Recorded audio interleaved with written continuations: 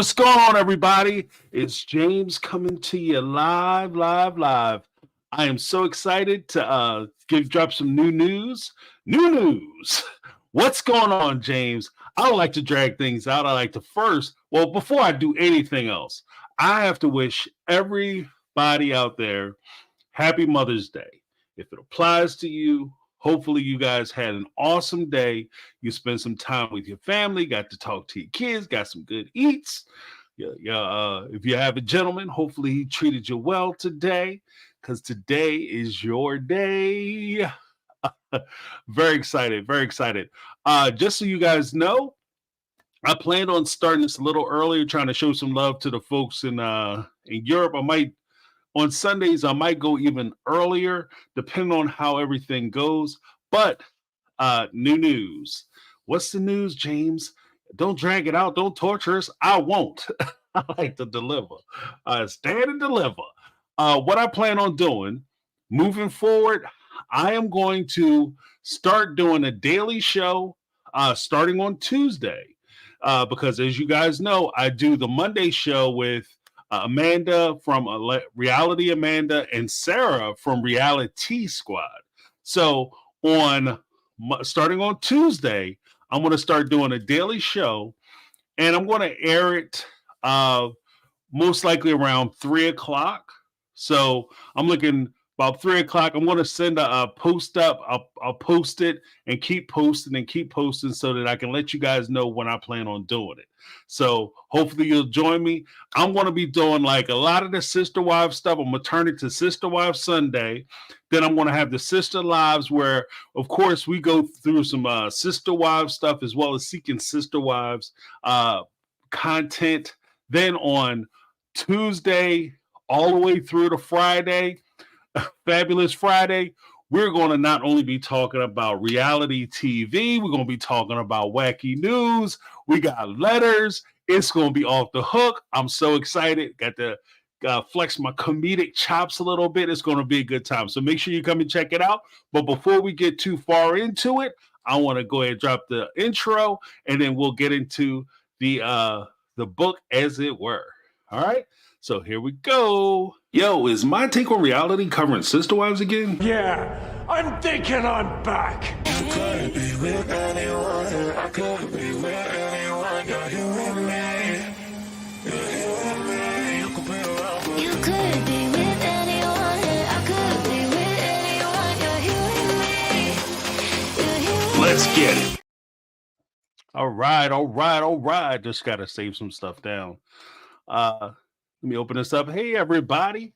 I see the chat lit up. Hopefully, you guys can hear me okay. Drop a 1 for player. Let me know that you guys can hear me. I didn't have my good stuff going on. Hey, Kathy Ferran. Kathy saved my bacon today. She doesn't even know it. Earlier, Kathy was like, I can't wait to see you and Jenny from Senior Perspective. Just so everybody knows, I dropped the ball. Big Daddy dropped the ball big time with Jenny. So I don't know if she's going to be able to get away and join me, because I'm starting a little earlier than I normally start. I have totally flaked on her. It's totally my fault, 100% my fault.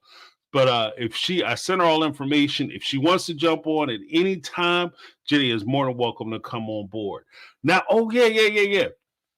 Speaking of the show, I'm going to have I'm carving out some time during the daily lives where I'm going to let you guys come up, and we can you can help me out with some of the advice letters and some of the observations and stuff. So it's going to be off the hook. I'm very excited about it.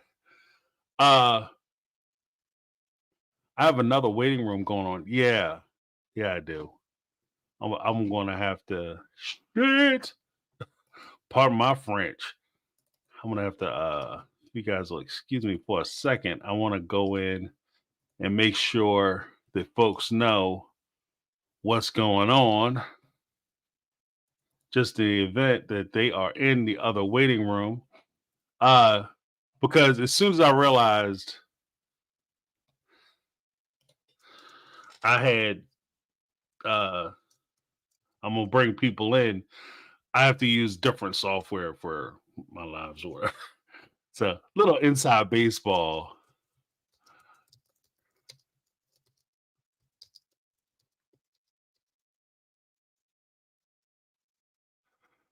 Is false start.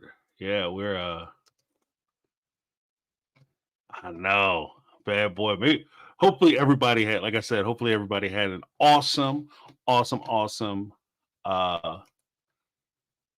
Let me cancel this one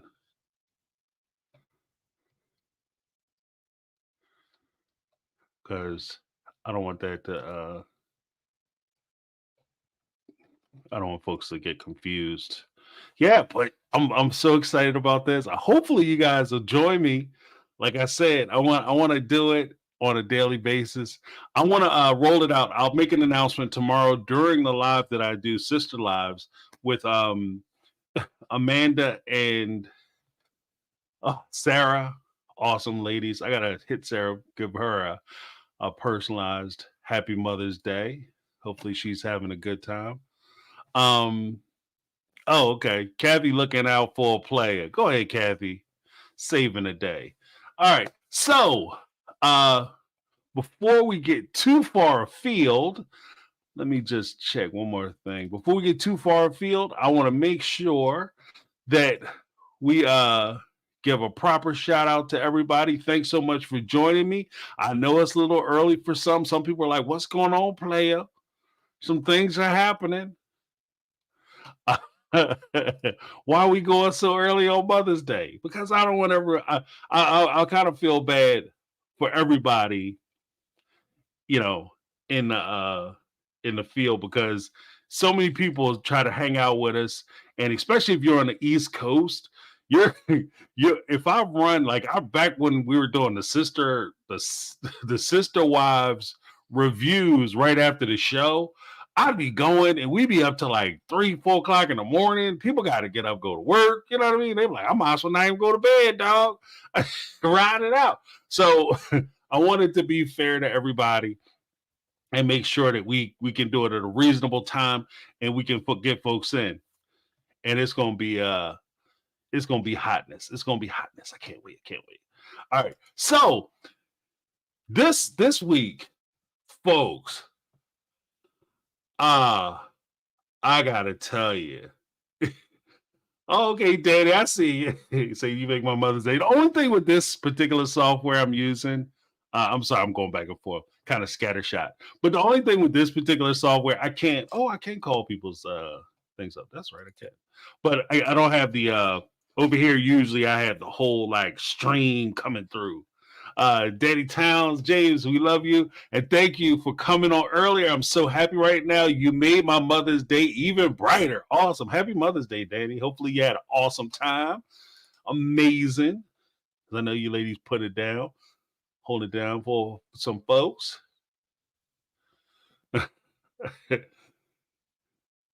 Oh, thank you, Joni. And this is a good time for me in New York. Yeah, I know that's right, Mama Squirrel. Squirrel! I know that's right.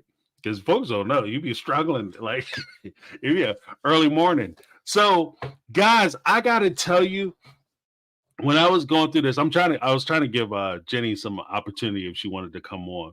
But again, my fault. That's on me, guys. I was really looking forward to hearing her perspective of this, because there's some stuff when I was going through the Becoming Sister Wives, darken my whole shit out because it when I was going through this book and we got to the Robyn part, folks, wow.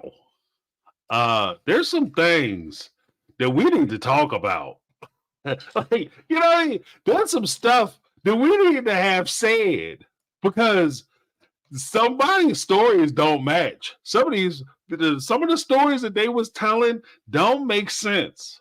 They don't match with what they were saying on the show. It doesn't match in what we know now, that a lot of the relationships have started to fall apart. Things started coming into a whole cacophony of craziness. The things that we were told before didn't match, even in the show, like the show timeline didn't match. Then when you go back and you look at what they were saying in the book,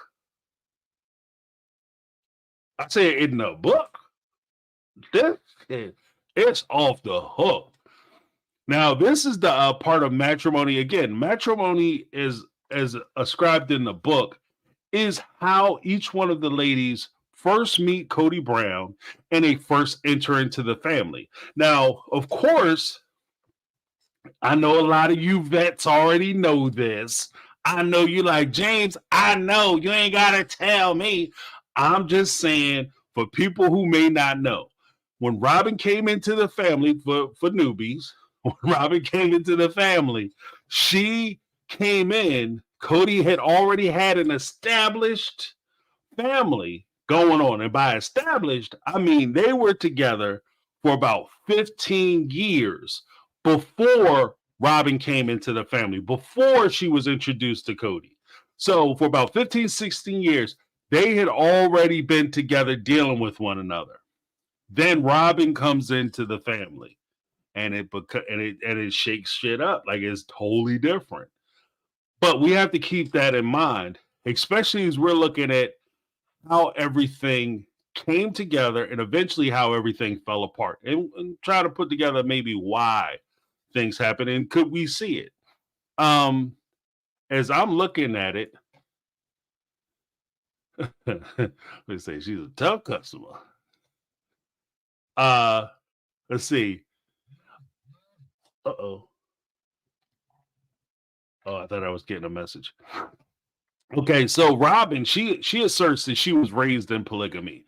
Now, first and foremost, I've always said it's so funny to me that of Cody's wives, and I've said this before, and some of you guys like, James, you singing the same old songs, but I gotta keep singing it, keep playing the music. But when Cody met and married Mary, Janelle, then Christine, then Robyn, of his 4 wives, 3 of his wives had come from polygamous families. 3 of his 4 wives come from polygamous families. Mary, she grew up in polygamy. Christine, her grandparent, her grandfather was the founder of the religion.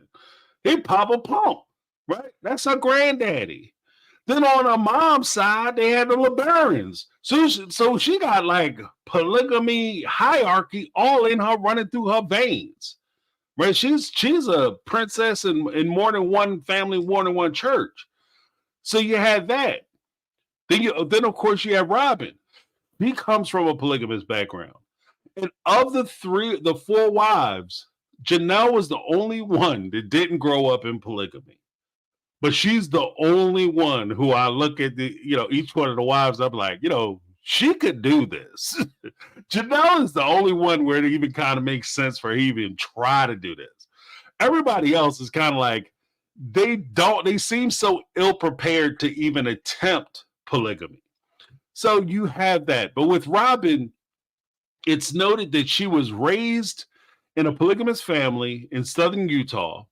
As she describes herself, like I could read the chapter, but I mean, I guess there's no real point to doing that.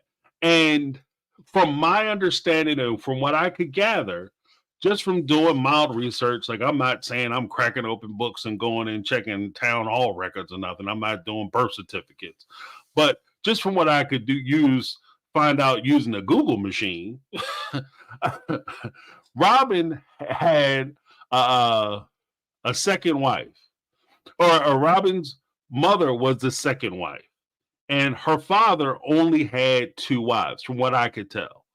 Okay, so when Robyn talks about her experience with marriage, she talks about her mother's experience with her second husband or her stepfather. Because her mom's first marriage didn't work out. Robyn's first marriage to her father didn't work out. And instead, she took on the position as stepmother.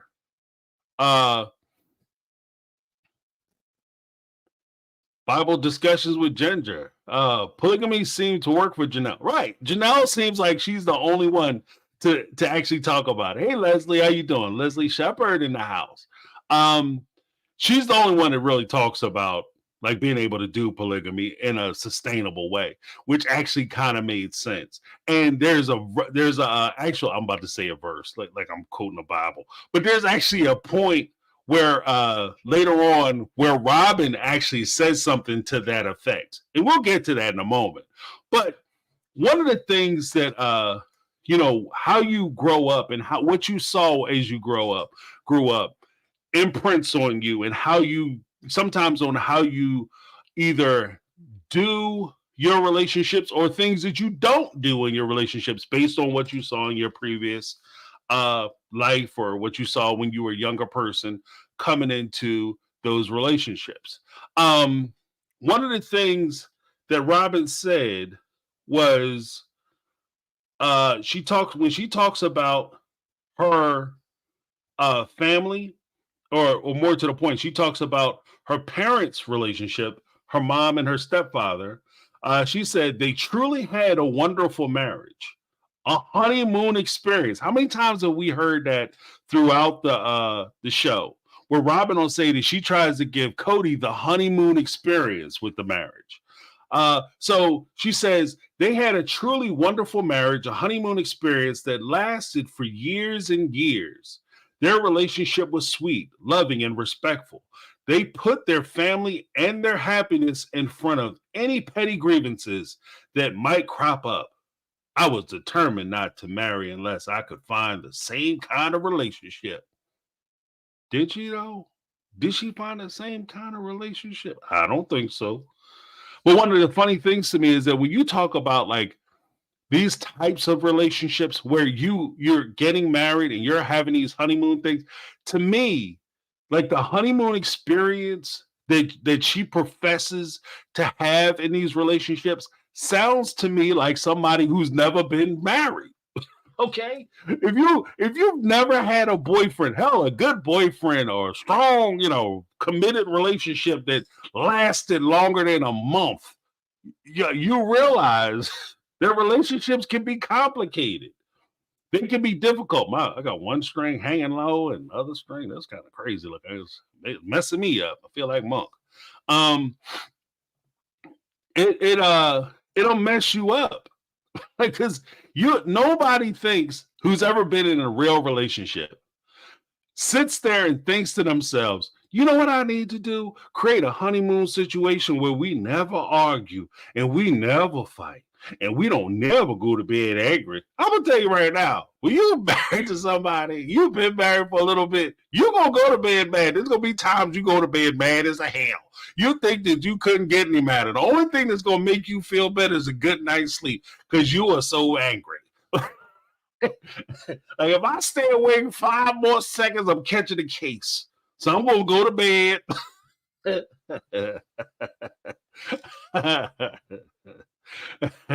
I'm gonna save their life and my freedom. So that's what I'm doing. Like the whole idea of you're going to create a honeymoon experience where you guys never have any problems, a place of no problems. That is an illusion. And it's an illusion, to be honest with you, that's almost like a little girl.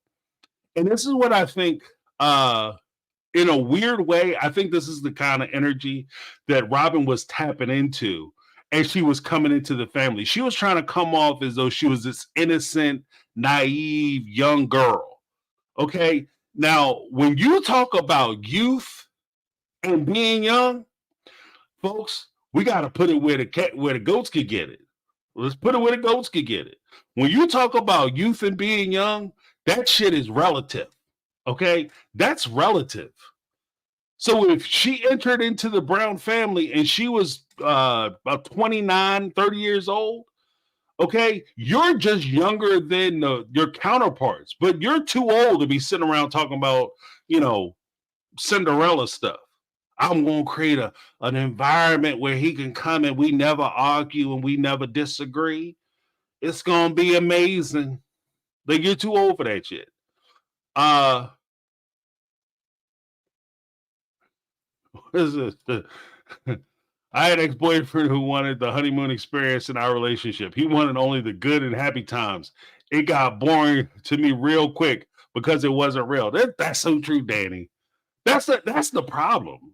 Is that when you have that type of relationship, thank you, Danny, for contributing into that. That's an excellent point, because when you have that type of relationship, what happens? It's not real. You're not it's not that you don't have problems. What that tells me is that you're not addressing any problems. Your house is on fire and you're sitting there trying to figure out how you're going to arrange the furniture.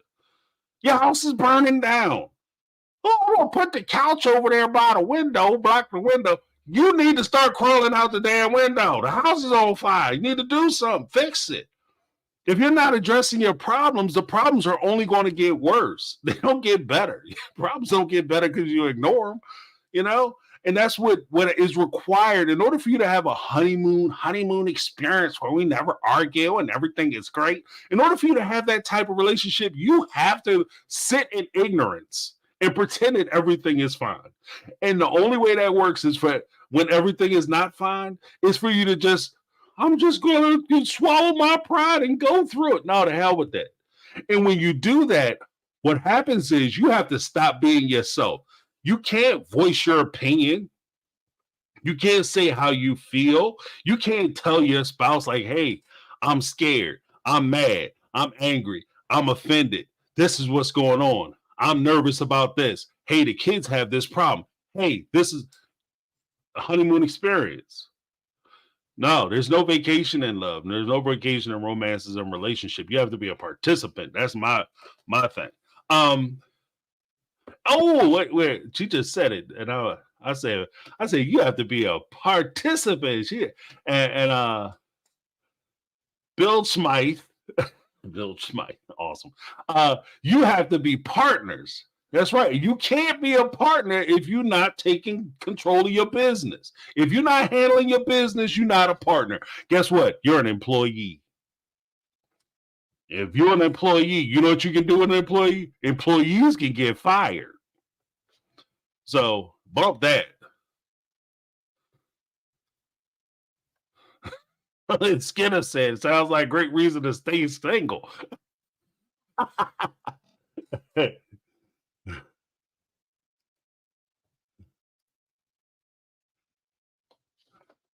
Like, that's the whole thing. So you have that whole like honeymoon experience that she kept trying to roll out as like a thing, and she's trying to counsel people that this is how I keep my relationship so happy. And I guess to a point, it is easy to have that honeymoon experience when your husband is excited about coming over to your house, but he's excited about coming over to your house because hey, he likes them young, the young stuff.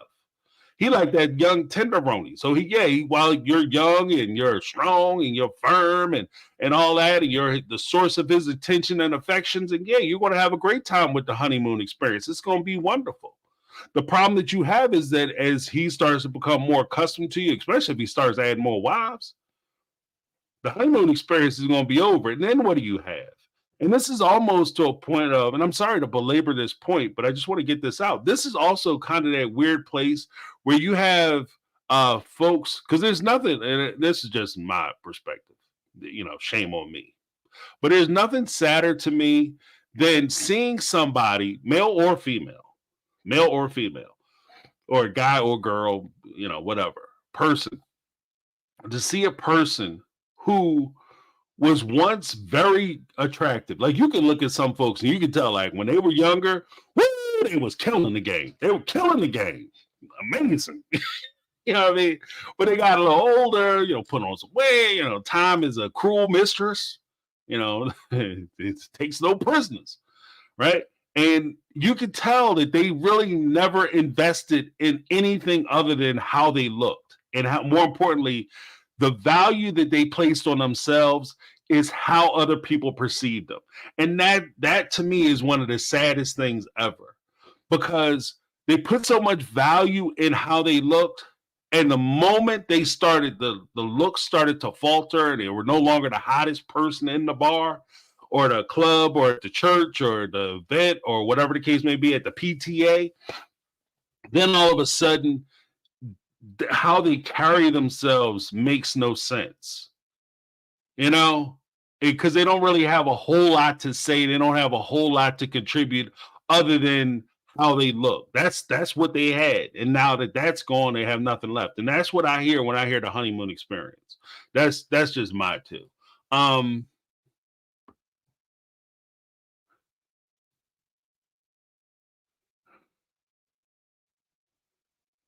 Oh,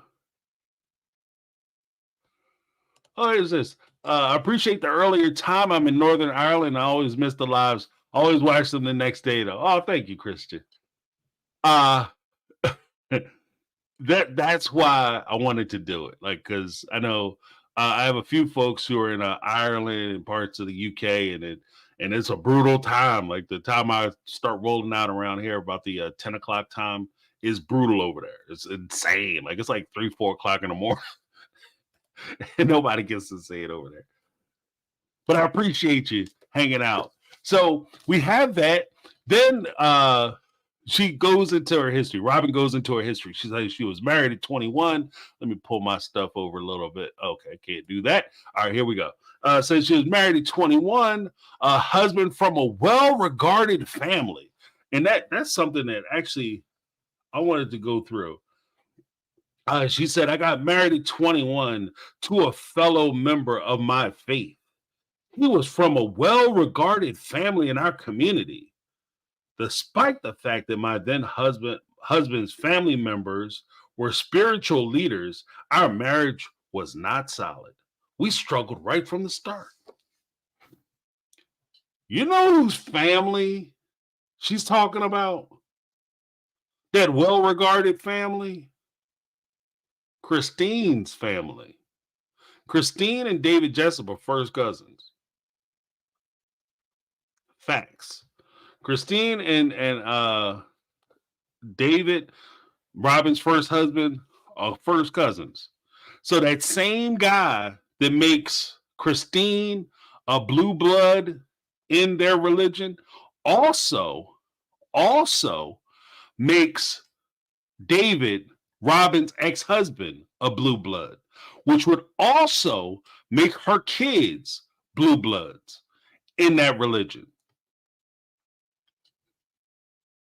So she didn't marry bad in the first run.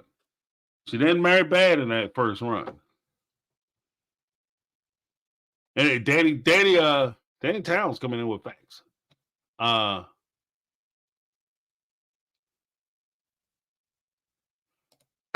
Hold on one second before I get to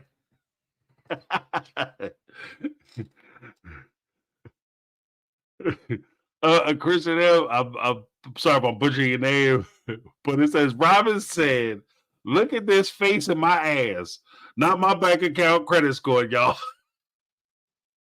And there's an episode, look, I'm so right there with you, because there was an episode, in the first episode, where we actually met Robyn, and Cody drove out with Madison and Aspen to watch the kids while the two of them went out on a date. There was a point where Robyn was standing there in front of him, hugging and talking to the girls, and Cody was staring right at her behind, like he was standing her ass hard. I was like, this dude, man, he's like, I was like, he look like a creep. Like, I mean, I get it. Like, if you into your lady, you gonna look. I'm not, I'm not that dude. Oh, you should never look at a woman. But you gonna look. But you don't have to be like, trying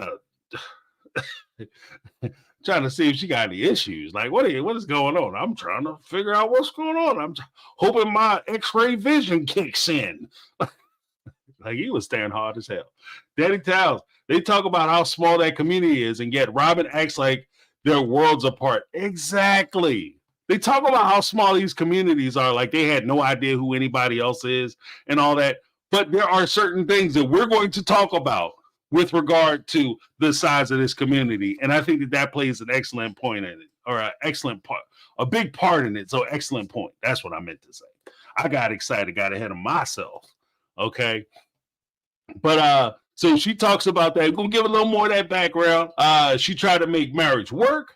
She was married 7.5 years. They later supposedly divorced. Now, here's where it gets kind of tricky. She asserts, again, this is where it's way sketchy. Like, this whole thing is way, way, way, way sketchy. Okay. She asserts that she was, they were married 7.5 years. And if you look at it, like if you use the Google machine, she says like, oh, we divorced in 2007, May 21st, 2009, 2007, they were supposed to be divorced, right? But if you look at other documentation, their divorce wasn't finalized until 2009. Now, may say, James, well, what's the relevance of you giving a date of May 21st, 2009 or 2007? The relevance is that Cody and Robyn, their spiritual marriage was May 22nd, 2010. Their spiritual marriage was a day after her supposed divorce from her husband. Now, these are the same people that'll sit there and criticize Christine for taking pictures with a nacho plate of nachos. Same people. Same people sit there and criticize her. Jenny, if you in, make sure you check your email because I sent the link. So if you want to join, you're more than welcome. Anytime, Jenny. Anytime, because let a brother know. So yeah. So what are we talking about? Now, the divorce wasn't finalized. Let me break this down. The divorce, y'all, from Robyn to her first husband wasn't finalized until 2009. Guess when she met Cody? She met Coaster 2009. You might say that now. I know. For my monogamous people, y'all looking at this and y'all saying to yourself, James, if that was my situation, and I'm sitting there with, suppose you sitting there with your friend, and we're not even going to say like dates first. We're going to use an example. You sitting there with your friend. I got to blow my nose so bad, but you sitting there with your friend, and all of a sudden, you and your significant other break up, and your friend and your significant other start dating each other like a month later. What's your first question? When did this shit start? That's the first thing you would say. When did y'all start? When did y'all start this? Hello? You gonna tell me something? When did this start? When did you guys kick this off? Right? That would be my first question. How long y'all been? We didn't start dating officially until a month after. Yeah, bullshit. You was checking each other out. Something was happening. It's a pre thing to it. So it's weird to me. Like I said, you divorce your husband in 2009 and you meet Cody in 2009 and you get married. Now, why is that weird, James? James, why is that so weird to you? Things can happen. You can fall in love. You can't control your heart. That's true. But let's apply chocolate in the house. Let's take a look at this real quick. All right. Because we have to enter in to Shira. Okay? Let's talk about Shira. Where's my thing? Some people don't realize the Shira was there she is. Shira, Princess of Power. That was He-Man's like cousin or something.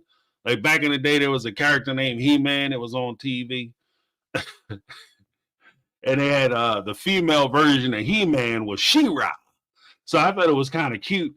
And it's cute. And it's, again, this is kind of tapping into that whole innocent naivete that Robyn tried to present herself with because she was so young and so innocent, y'all. That when She-Ra came up, she brought that up. She says, the aftermath of my marriage left me with feeling vulnerable. and used.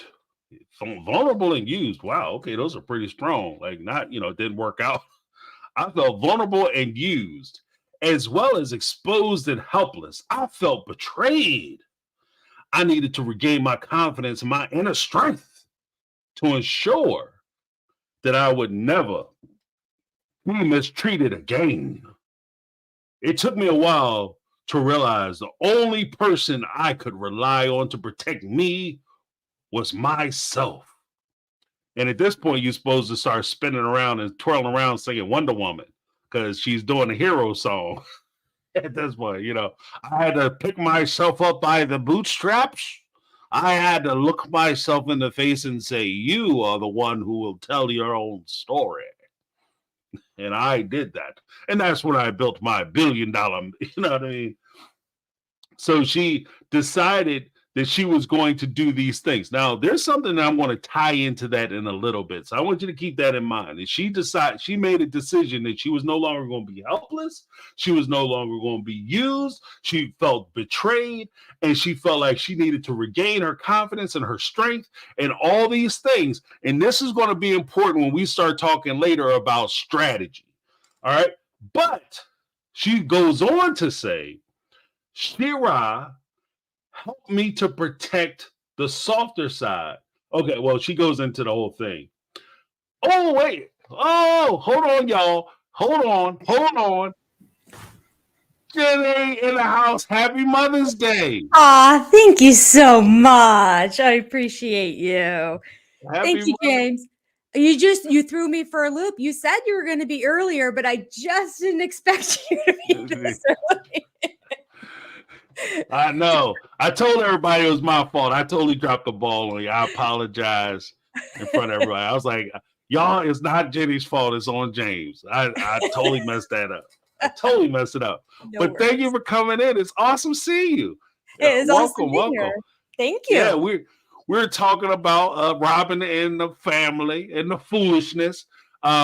So far, we covered the whole thing with her being married in the very short time, because originally they held it out that Robyn was divorced in 2007, but her divorce wasn't finalized until 2009 when she met Cody in 2000. Cody and the family in 2009. That's when they started courting, and it took them a year to get married. So they were married again in 2010. So we were going through all that, and we just hit the point where we were talking about Shira. Now, before we get into any of that stuff, the hero story, I was talking about the hero and the power. Before we get into any of that stuff, did you have anything that you wanted to add to anything that we had talked about or whatever? So you just covered the very beginning, kind of like, I felt like she was trying to be as vague and misleading as she could at the very beginning with dates and times and all of that. When you sit down and put it together, there's no mention of the reason why she got married when she was 21. Right. And that's completely left out of the book altogether, which I think, coming from an LDS and AUB church, is a significant part. This would have been her opportunity to own something, to be relatable. It's like, you know what? This is not an unheard story in society today. Right. So if she would have just said, like, listen, she very cringily tried to, in front of all of the kids, sort of say it later on in the worst possible way. But in the book, she wouldn't have even had to go through that horrible thing. I'm sure she did part of that in the actual show because people were finding out and putting two and two together and calling her out on it. If she would have just been upfront and honest right from the beginning and said, listen, this happened and I tried to make it right by my faith and the way I was brought up. I tried to do the right thing, to marry the person, to have a long life. That was my intent. This is the way, it could have been something that would just been kind of brushed off and people would have just been like, oh, but no, it has become like the big scandal of it all. And she still to this day really kind of hasn't addressed it, except for that whole awkward scene over there with I didn't even know at the time when I watched that episode too, that Dayton was a result of premarital sex on her part, and that when she kept talking about this horrible mistake and everything, and how, just how traumatic and all of it was, and he's staring at her like, now in hindsight, I'm thinking, did he know? Did he know? 'Cause Right. that would really, really be awful. And even if he didn't know at that time, he knows now. Right. And to Right. go back and look at that episode when she treated it like trash and he threw it away and something so precious, and like, this your baby was the Right. result of this. Right. That it's really, it makes it extra cringe to watch it Yeah. right now.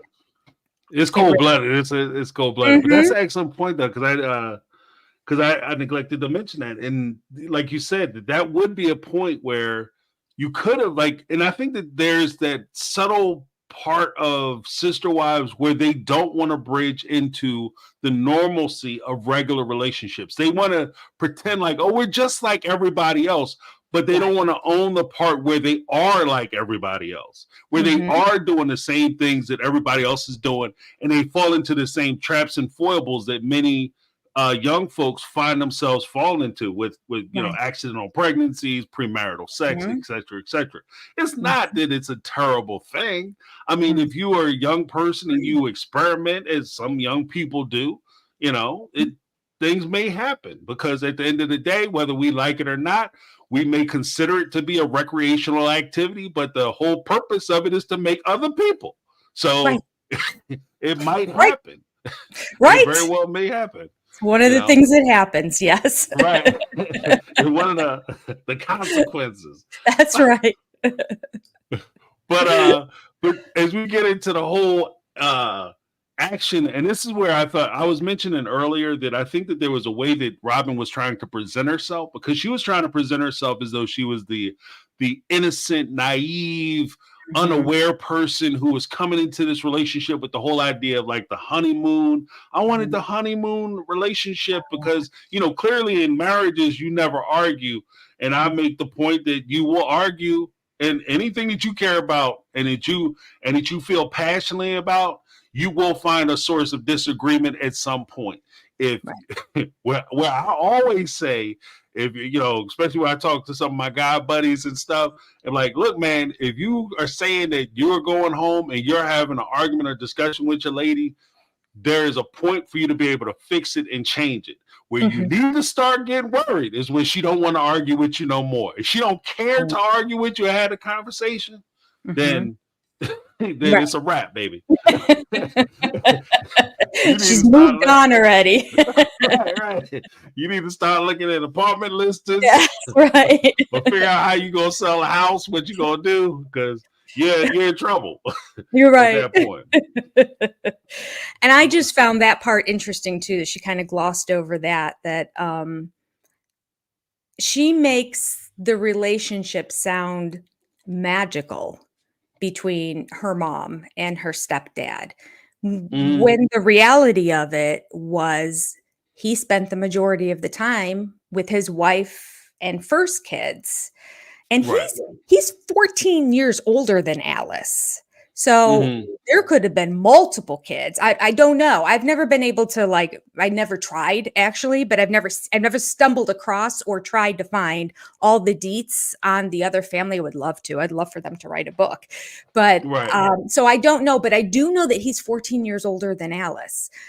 And Mhm. so when he met nice young Alice, he was all caught up and she snatched him. Um, so what happened was Alice keeps talking about how you need to be the good wife and the nice wife and the stress-free life, and this is what she's teaching Robyn. And so Robyn did the same thing. I'm going to hire a nanny. I'm going to hire a housekeeper. I'm going to do this because when Cody comes here, and she said that on the show, he shouldn't have any stresses or have to deal with anything, even the kids. He shouldn't have to deal Right. with. Like, he gets all me. No wonder he's there all the time. He gets just me this entire time that he's here. And that's what Alice taught. The only thing that she didn't pick up from Alice is you should also have a clean house. Right, right.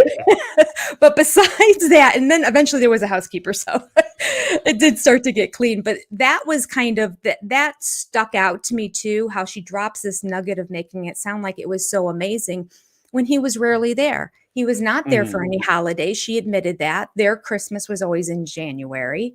And so was it that great? Really?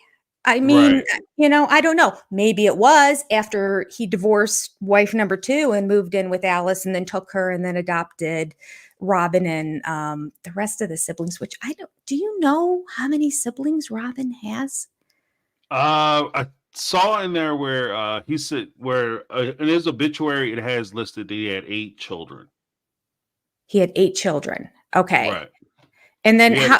how many did it say how many he had from the first wife? No, well, You it don't probably know. did with the Between the last two. names, but yeah, I So don't between the recall. two of them, I should double check that obituary because I really don't know. I know that he and Alice had a kid together after Robyn. So I know there's I think it was a younger brother, but I don't know about anyone. She never talks about any other siblings really in it. And she never talks about, which is another part of this. Oh, like this was like the favored wife and all that. Robyn never speaks on her other mom because I think it wasn't another mom to her because she really wasn't living Right. polygamy as much as she claimed she was living polygamy. But there's Right. no conversation about it, and there's no conversation about siblings over there either. Like she's getting together with those siblings and that. Right. So I'm curious. Although I know now that I say that, I might have to backtrack that. Maybe was that nanny that was her sister? Was that one of the other? I'm thinking maybe I heard somewhere I think that was her niece. Oh, that was That her was her niece. niece. That was her Yeah. niece. Okay. Yeah, Okay. that was her All niece. right. Yeah. All So right. the way even the way they presented the niece during that time, they said that she's here because she's in school and she's getting her degree in education or whatever, Mhm. and they were helping her out. But it wasn't really them helping her out as much as she was helping them out Yeah, because she wanted to absolutely. create that perfect environment at the house. Mhm. But Mhm. even as I expressed earlier, when you're concentrating on creating a honeymoon effect at your house, Mhm. the place of no problems, that means that you're not addressing any of the issues that are Exactly. confronting you and your relationship, which means Mhm. that your relationships become problematic Mhm. because you have problems that are not being addressed and they Mhm. just are left unattended. And if Yeah. that happens, then you can eventually find yourself in a very bad Yeah. situation. And I think You that's know, what happened with COVID, James. If that's where she all of a sudden didn't have, she was the house that everything was fun. This is the fun house. right, I'm the good time gal. And the other wives are all your problems that nag and complain about everything. But I'm not going to do that to you when you're here. I'm going to be the good. Well, then she gets Cody full time. And you can't keep that up full time. That charade and that facade. No wonder she wanted to encourage marrying people to keep coming back. It's like, I right, need you to right. go so I can let the guard down. I need my breaks. You got to build the Yeah, breaks like, in. I need to stop. Yeah, exactly. I've had enough. Right. So she was probably, I mean, I'm sure that was a major stressor on their marriage, as they both claimed it was, but for multiple reasons, but mostly because she was acting and faking it for so many Mm, years. That was the persona she put on, and you just can't keep that up 24/7. You can't. right, right. Well, there's also a point too where Cody had made or at least taken a position that he had considered leaving. Because if you recall back in season 18, he said, sometimes I just want to get in my car and leave, but I'm not going to because Saul and Ari, the only 2 people who care Mhm. about me, I'm gonna hurt them and I can't leave them. But Mhm. he was even considering leaving Robyn. And I think that a big reason as to why that might have occurred wasn't because he was so heartbroken about Mary and Christine and Janelle leaving. I think it's the reality of having to deal with this person as a person, which is a weird place, especially from like from as a guy growing up when you're very very young and you sexualize women, right? Mhm. And you strictly look at them as a sexual outlet, and you Mhm. don't look at them as people. They're merely basically life support systems for their genitals. Mm. When you when you look at them that way, the shock that you have when you realize that these are people with hopes and dreams and aspirations and goals and things that they actually want to accomplish, that Right. is well be above and beyond anything having to do with you. That is a rude awakening for a lot of guys. And I Mm. think that it's weird to me that Cody, when he was talking about it, this is something that he didn't really encounter until he was a middle-aged man. And Right. it's in a way, it's very sad that it took him that long to realize that, hey, they may want to do things that don't have anything to do with me. They Mhm. have hopes and dreams that don't involve me at all. And then just realizing that they're a whole person. They existed before I came into their life at 20 or 30 years old. Yeah. They didn't just pop into existence to make me happy. Mhm. They had their whole life ahead of them. Yeah. And so I think that's one of the weird things where Cody kind of finds himself with his confrontation with Robyn, as she is starting to express her issues and problems, and he's having to see a lot of the cracks and a lot of the holes in the walls, as far as the wonderful life that she created for him, the illusion that she created for him in that honeymoon environment. Now all of a sudden he's getting the real Robyn, the upset Robyn. We need Mhm. to deal with these problems, Robyn, as opposed to the don't worry about it. Go over to Mhm. Janelle's house, just leave. Make sure you take the bills with you to pay them. Yeah. But just go check out one of the other wives. That's why they're both crying and arguing now. Right. And that, what's weird too, and that's also a point that when you do like the marriage things, like when you have those conversations, especially when you're talking about relationships and it's starting to get more serious, one of the big things that, like, even marriage counseling or pre-counseling, what they would talk to you about or should talk to you about is, how many kids you want, obviously, what your financial situation is and where your financial situation is going. Because when push comes down to shove, when people break up or they have problems, it's not just because of affairs and somebody cheating, but it's that damn money. Yeah. Like, it's money will break your relationship up. And Yeah. if you're not used to dealing with a person as a person, then you can't see yourself struggling with that person. If I'm Mm. used to dealing with your wallet and all of a sudden the wallet go bye-bye, then I go Mhm. bye-bye with the money. You know what I mean? And I think Mhm. that that's kind of where a lot of fans suspect that Robyn will find herself. I think so too.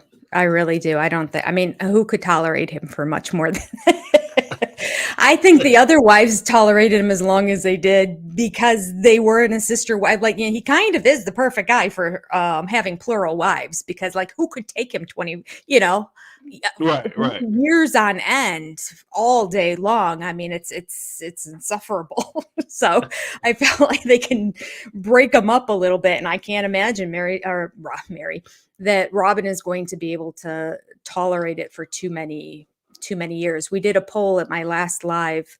What would you rather have? These were like two dreams of mine in the sister Mhm. wives hemisphere.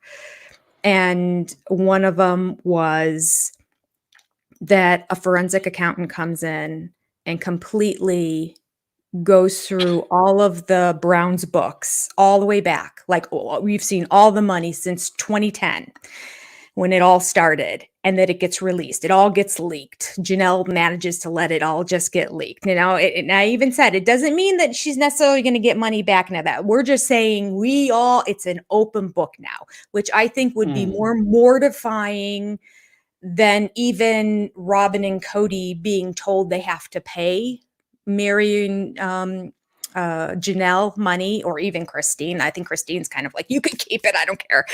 But Right. Janelle and Mary, definitely Janelle deserves her just due. And I know that it would incense them to be told they have to pay it. But worse than being told they have to pay any money is just everybody in America seeing the spending habits and where the money came in and went out for all of these last 15 years. So that's option number one. Option number two was, would you all right, so we have forensic accounting, and then the option number 2 was pseudo Robin Brown comes into their lives. So I mean by that a young between 5 and 10 years younger than Robin, about 10 pounds lighter, maybe 20 pounds lighter than Robin, somebody with some worldly expertise and Right. feminine wilds comes into the family, and Cody brings her in as another wife. And when we look at everything that Robin says about all the other wives in the book, and then everything she said through the years as well, to be able to put it back in her face and say, well, are you handling it like this? Because she's very critical about how her sister wives are handling conflict or handling her coming into the family. And she has a lot of accusations for them. So I would just love to see what would happen if somebody else younger came in and the shoe was on the other foot. Oh, and by the way, that person didn't have a job either. And came in with 50 grand in debt Right. that they're going to have to start to pay off as well. And was somebody who spent even more than Robin did, or we'll just say equivalent to the amount of money that Robin Right. spends. Those two scenarios are such dreamscapes for me that I just couldn't decide. So I'm like, what do you guys want to do? Actually, when it came down to the vote too, it started off pretty 50-50, but most of the people erred on the side of the forensic accountant because they just didn't want any other girl to have to go through marrying Cody. Like we just Right. don't want, Right. and God forbid more children be brought into the family and that he would just mess them up. So in the end, we'll do the forensic accounting. But yes, that just kind of goes along. It just made me think about that we did that last week in there. Yeah, just yeah. Well, even with that, like that kind of leads into a point I was going to make because I made a promise earlier. Because I wanted to tie in the whole idea that she brought up about the concept of her Shira character. Right. Again, I think it taps into like her presenting herself as this young, innocent, naive person. Mm-hmm.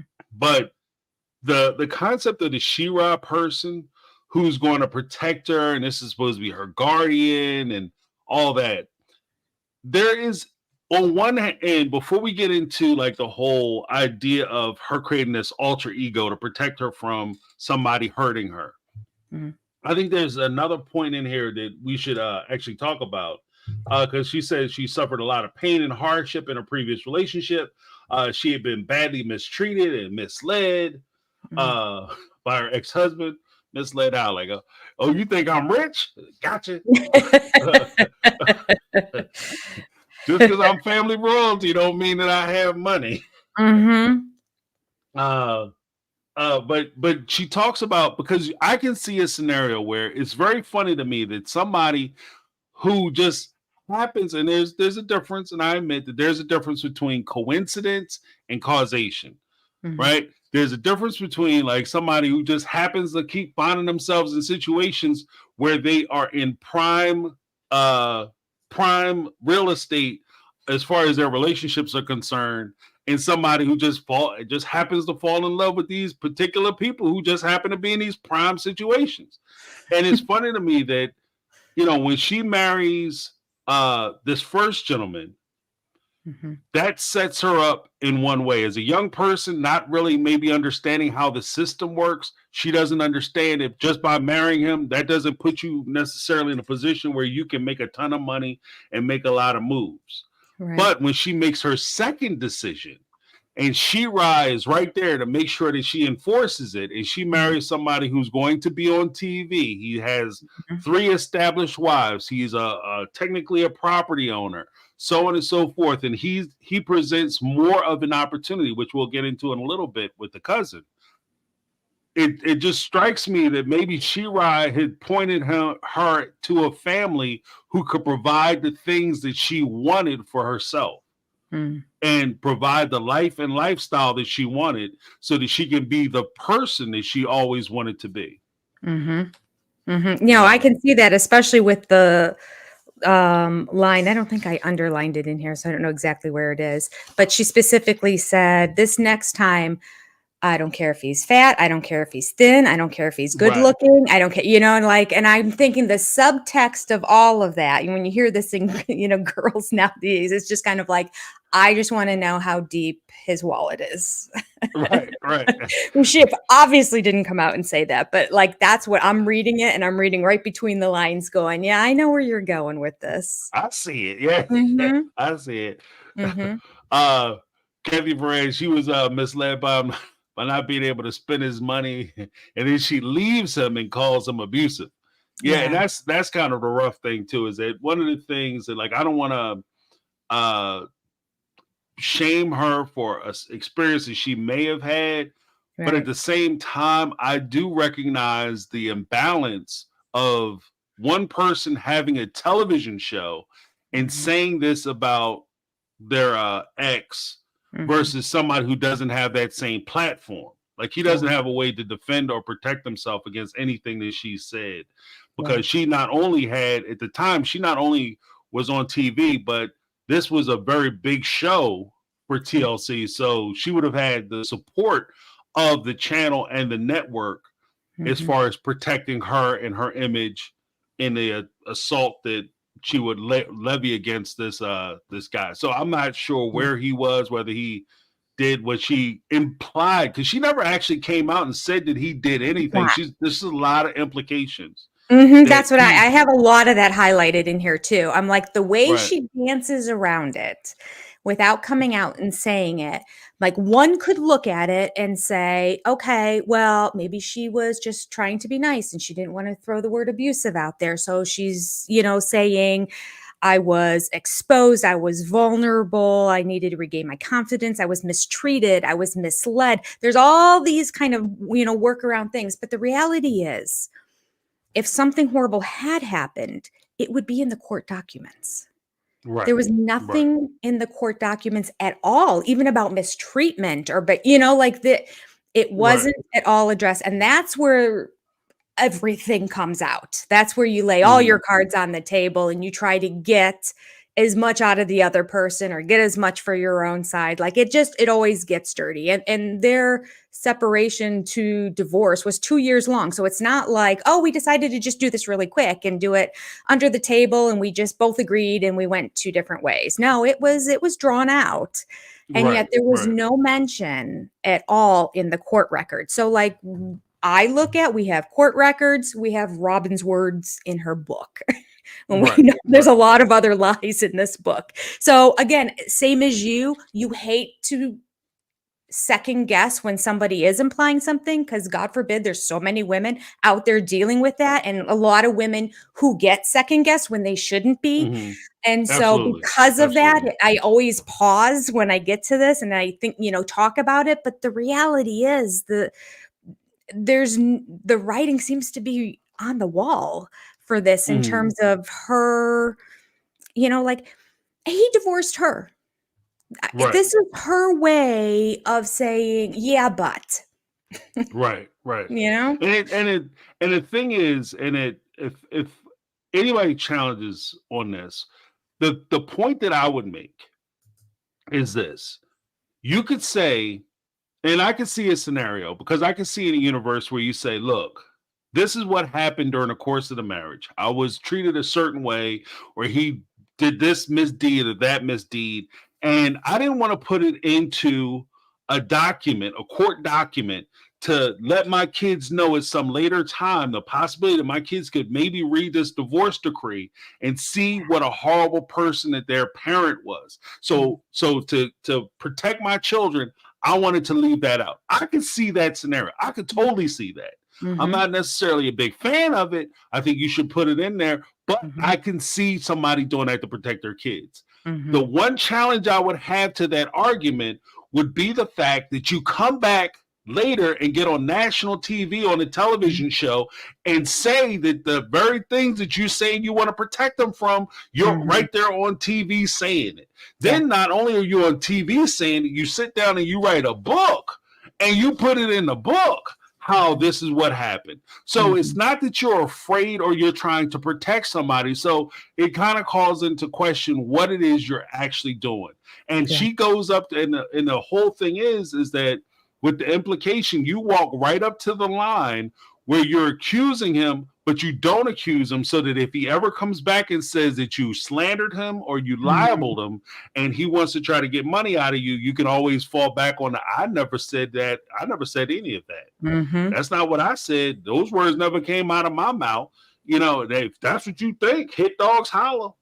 You know, I didn't say any of that. You know, so I can see the plausible deniability is built into the commentary. But what did you think about the whole concept of the Shira? Like when she talks about, I had Shira and she protected me from the evils, and when I would go out with guys and meet men, she would yell at me and scream at me and tell me to stay single.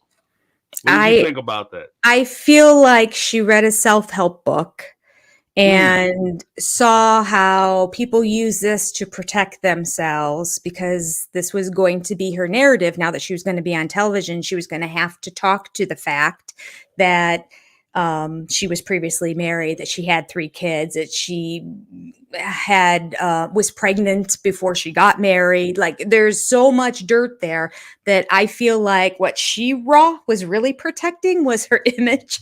It was a fake She-Ra that she created, and this is a narrative that she wrote based on what she's read other people do.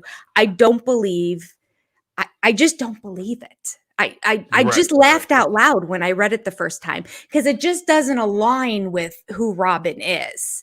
I could see if Mary said it. I could see that because Mary's more sensitive. Mary was like, had a heart, you know, like, I'm going to create this persona to help me break out and talk to people. And I don't have a lot of friends and I need to protect, you know, I would have bought it if it would have been in Mary's chapter. I don't buy it in Robyn's chapter. I really don't. I feel like she's been conniving from day one and manipulating from day one. And if we go back and believe other things that we're hearing outside of the book and show, in that it was her sister that was interested in Preston and he was interested in her, and then she decided to come in and change all of that. And she was like 4 or 5 years older than Preston too. She's, you know, so she came in as like, I'll get this guy. And she did. Like, I just can't, I just don't buy, I'm sorry. I just don't buy it. Well, you know, it's funny you said that, because on two points. The first point, with regard to Mary, there's always a point that I felt with Robyn, because I'm going to go on record. First, well, I'll flip it. First point, I'm with you. I didn't buy it. I didn't buy it at all. It was a cute story. This is something that, you know, I thought it was something that she put into the book to try to relate to people that she perceives to be her fans. It's something that she, like, this is what the fans would want me hear me say, and it'll give them encouragement to do the same for them. And this is what I would do if I was in that situation. But when I'm listening to you say that, the thing with Mary actually kind of strikes me as something that I've always said about Robyn before, that she is a person who emulates and reflects the people that she's around. Because there's been a few times where she's taken certain concepts or things that other people have said, and she's incorporated it into her own story. So She-Ra, especially the way, like you said, Mary grew up, she was a very shy young lady. She was very, you know, to herself. Hell, the fact that she had been in Christine's church for years, and Christine had no idea who she was until she started dating Cody. Like, all of a sudden you date somebody I'm interested in, like, oh, that's your girlfriend? Wow, I never knew that person, even though she's been to my house. I had no idea who she was. You know, so I could see her. I could see this being her story.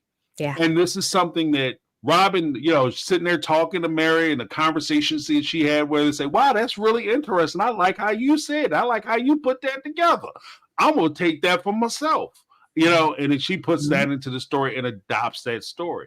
And the weird thing about it is that this might have been something that they both may have talked about and Mary experienced, But somebody who experienced this, especially somebody in Mary's position, might be too embarrassed to say that this is the person that they had to create to Yeah. protect the weaker version of themselves. She might say, I was a shy person, but the idea that you're going to be proud of the fact that you were too shy to protect yourself Yeah. is something that you might not want to talk about.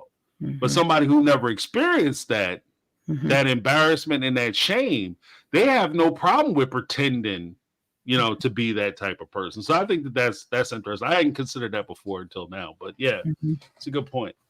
Yeah. I thought it was interesting also that she said when she talked about Shira, I invented an alter ego that became my protector. Her name was Shira. She represented my tougher, bolder side. And then the next sentence was, since no one would come to my rescue. And I just thought, so like, does that talk to her relationship with Alice, or is she throwing Alice under the bus at this time? And where was her relationship with her siblings at this time? Because Right. they would have been older too. Like maybe her and her sister never really got along after she stole Preston away.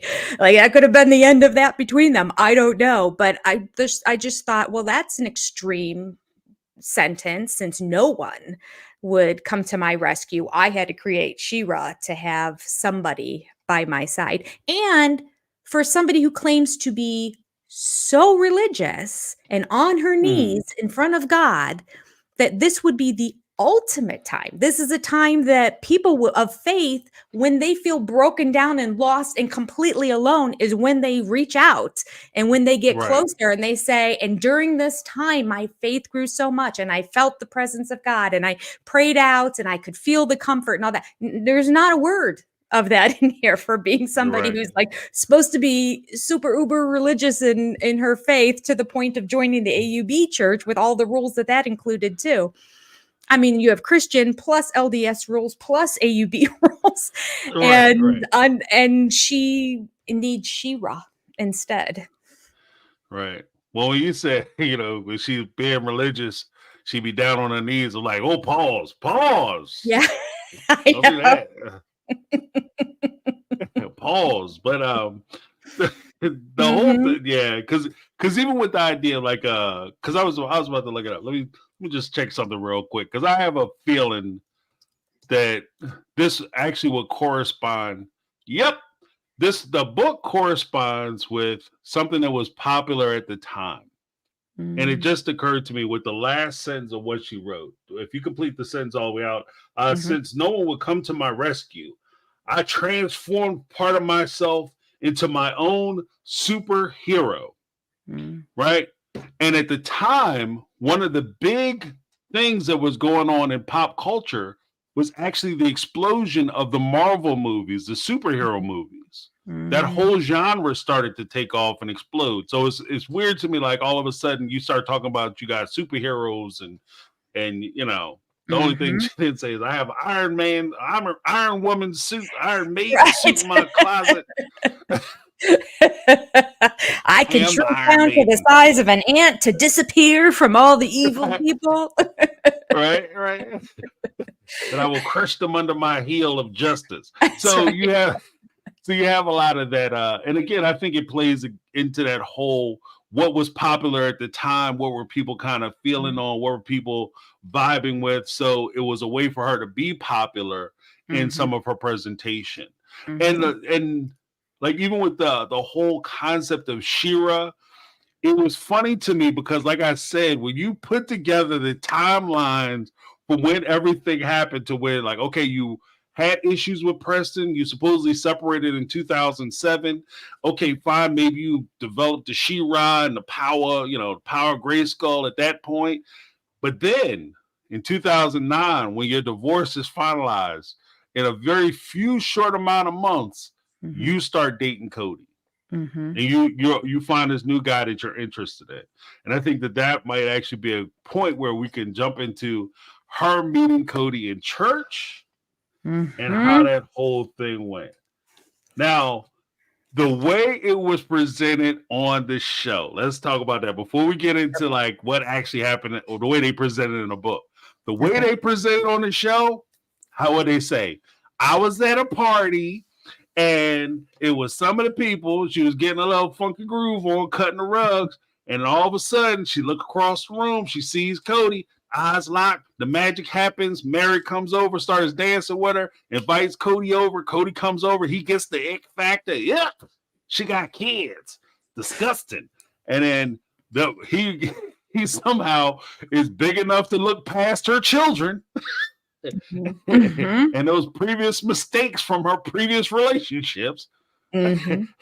He looks past that, and Yep. he uses his benevolence to decide that he's going to start talking to her and dating her, and he go ahead, gets the funky chicken on with her and does the dance, and all of a sudden they fall in love, and then they pursue a relationship after that. That's how they present it on the show. Mhm. Now, how did they present it in the book, Jenny? Oh, very different. There were multiple times when Robyn, who didn't have two nickels to rub together, found herself magically. I think it's 4 hours away, 4 or 4.5 hours to get from St. George to Lehigh. She mentions she gets divorced. Right. And after it's finalized, she decides to visit her cousin, who she hasn't seen in a very long time. This is a way of trying. That line was her way of explaining to everybody when later on they're like, well, how come we haven't ever seen this cousin ever again that you're so close with, that you kept visiting?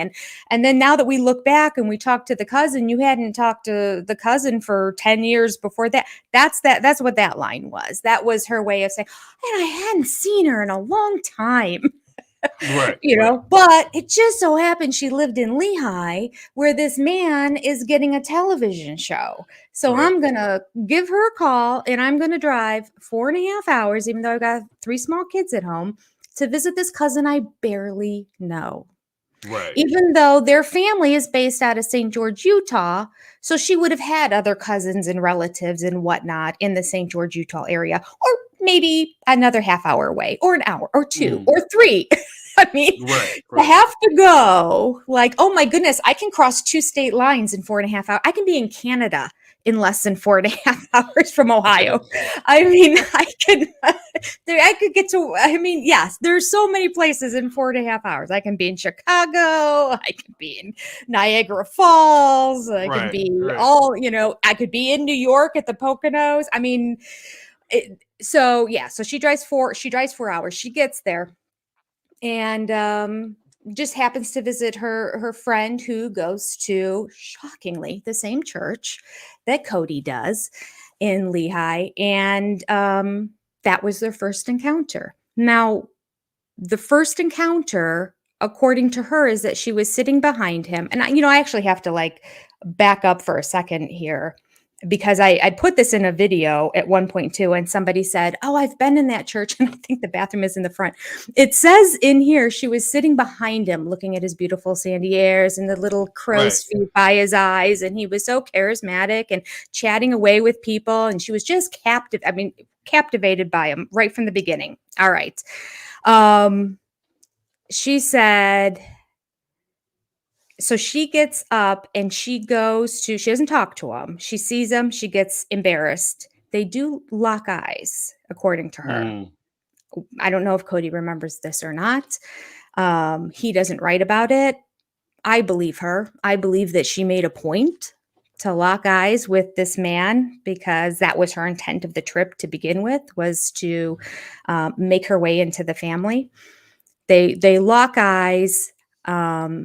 And I won't get into all this. So let me just touch on all the bullet points first before I go into the details of her lies. So they meet there in church. She manages to walk by him in the church too. Watch me as I go by. She manages to do one of those, the walk bys, are you there? Yeah. Because everybody knows that women have their ways. This is the way. The only thing that they didn't say she did was drop something on the ground. Like she just happened to get in front of them, like, oh no, I dropped my pencil. Right. Let me drop that 3-point stance. That was it. She looks at him again, of course, on the way back, and then, looks away. All right, that ends up kind of being the end of it. But then amazingly, a month later, this cousin who she hadn't seen in forever, she drives another 4 hours to go up just to visit her on the weekend. Mm, 4 hours. That's 8 hours of driving on a weekend when you've got 3 small kids. And I believe the second right, time the kids were in tow as well. And later on, she mentions that the kids don't like driving in the car because she right, claims later on, well, I decided to go up again with the kids. I was convinced they'd say no, but they said yes. So I took right, them again. And she's like, because they don't like riding in the car. I didn't think they'd want to. "Oh, they don't like riding in the car because you took them a month prior with you up there just to visit your cousin. Happens to run into Cody on the front lawn. So this is where right. they really met the first time. She recognizes him instantly. And he gets out and he starts doing his usual acting and getting people to gather all around him. On that lawn, eventually he says to her, "Oh, so where's your husband here?" And, she claims that she doesn't have one. And off he goes at the end. They make it seem like they barely talk to each other at all. But this was their Mm, first face-to-face meeting. But then a few weeks later, wouldn't you know, she finds herself back in Lehigh, Utah. right. Just shocking. She probably hadn't been in Lehigh, Utah all her life, or like maybe like 20 years ago. But she's back there again because there's a dance. And then so like the whole story was kind of taking little bits and leaving a bunch of stuff out and adding stuff and kind of putting the dance together with the first meeting at the cousin, and how it all worked out. So the show is a complete fabrication of what the book says. I don't even say what reality is because God only knows where the Right. truth lies in all of this. But according to the book, it's at that dance, which confuses me too, because she was supposed to escort her brother and her sister. I'm going to do so many sidetracks because there's so many lies in this chapter. It's unreal. Her mom said that she had to get her scent out there. Oh, Alice, she's a piece of work, this Alice, I'm telling you. So she says, you have to get your scent out there. So go to this dance. So obviously Alice also knew about Cody at the church and everything. So she's like, go, go, go, go, go. Robin's like, no, I'm not going to go. I can't do that. I'm too embarrassed to show my face, according to Robyn in the book. And she went because the mom said, oh, your brother and sister need a social outlet. They need an escort. Right, right. But this is where I get confused. And this is where I also don't know the whole family structure of Robyn. Because later on at the dance, Cody is talking with her sister about being in polygamy, about Right. her being in a marriage. And I'm like, well, wait. If her sister is married already, why did she need an escort to the dance? That makes no sense to me. Did you understand that Well, at all? the only way that would make sense to me is if for some reason the family was pressed about her going down to this dance or whatever, this event, Mhm. and she needed an escort because she was married. She can't go by herself because then Okay. she's a married woman who's in Going to a a social singles dance. situation or setting. That's the only way it makes sense. But it doesn't make sense that a husband, especially in these types of trad houses or Mhm. trad structure houses, or, traditional structure families, where they would have somebody, go who's married, potentially with children, or should be getting ready to have children in these types Mhm. of families because the kids are so important that Mhm. they would send their wife down to a dance without the husband going. Right. You know what I mean? To a different, like it's a different church. So I don't like a Yeah. lot of it doesn't make sense. Yeah. I've always held that it makes more sense to me that Robyn and Cody, Robyn heard about like I might even believe that, she did the whole like looking over the shoulder, put, putting a scent out there, put a button ad as what he used to say that back in the day with dogs or whatever. That's how they put their scent out there. That's So it's right. weird that that's what they He would had to say. spray the area. Right. Like, let everybody know they open for business. That's right. So she walk into the bathroom, letting Cody know she open for business. Mm-hmm. It makes sense to me that might have happened, but Cody had a conversation with her and sparked some interest in her. And then knowing that there was an interest, they started this whole, started down this path where they started this relationship. And then from there, maybe some things, okay, you need to meet Mary. Okay, from there, once we get Mary on board, we have her, she can convince the other ones. Because Yes. what I found to be consistent with so many of these types of alternative lifestyle relationships, whether it's polygamy, swinging, whatever the case may be, one of the key things that I've seen is that they always try to get the partner to do most of the selling and the talking.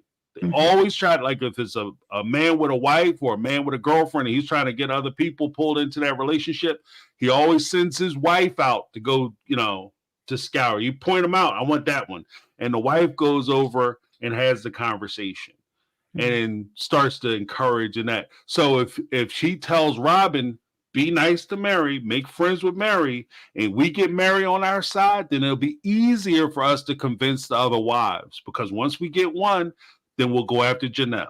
And then once we get Janelle, Christine, even if she does disagree, she'll be outvoted. And then we'll have Christine. But our sarcasm for fun in the house. James and Legally Blonde at Robyn. Mine was called the bend and snap. All right. That line. Bend The and bend and snap. That move, that Robyn move. Was That's called right. The The bend and snap. Okay. That's right. That was cloned in Legally Blonde. Yes. Sarcasm, but thank you, sarcasm. Appreciate you. 999 super chat.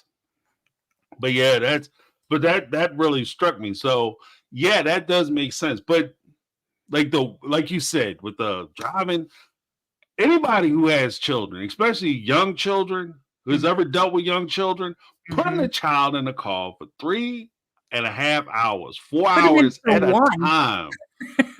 That's nothing that you would like, yeah, I'm gonna do this twice a month. Hell with that. They would have to be giving out gold coins. There'd have to be a rainbow at the end of the rainbow. I have to have a pot of gold wait for me to endure that. And I'd probably spend most of that money on therapy because them kids would drive you absolutely insane. 3 hours, and, and Robyn's kids was kind of bad. Like, I don't say they were bad, but they were active children. They were sassy.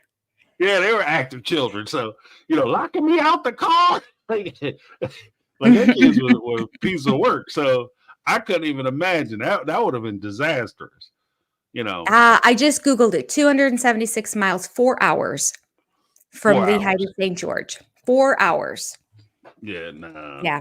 No. The Nobody's doing only that on way mistake. you would do that is for a man. You would never make your kids sit in a car that long to visit a cousin you barely know and you haven't seen of in a long time. No. Right.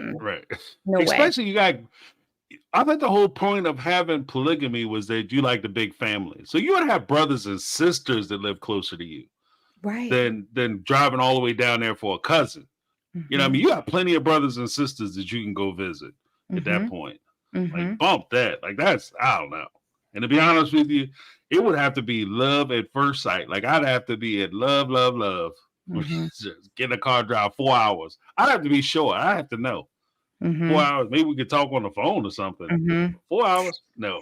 It does make sense, James, as you said, that the only thing that really makes sense in this whole story is that there is a part being left out that Cody and Robyn at some point met and spoke and talked and fell in love, maybe instantly, whatever, but decided, okay, now we have to go through the proper channels so that we have our story straight because I've got this television show and it's not going to look right. And you have to do it you have to meet Mary and everything to go along with it because it just, all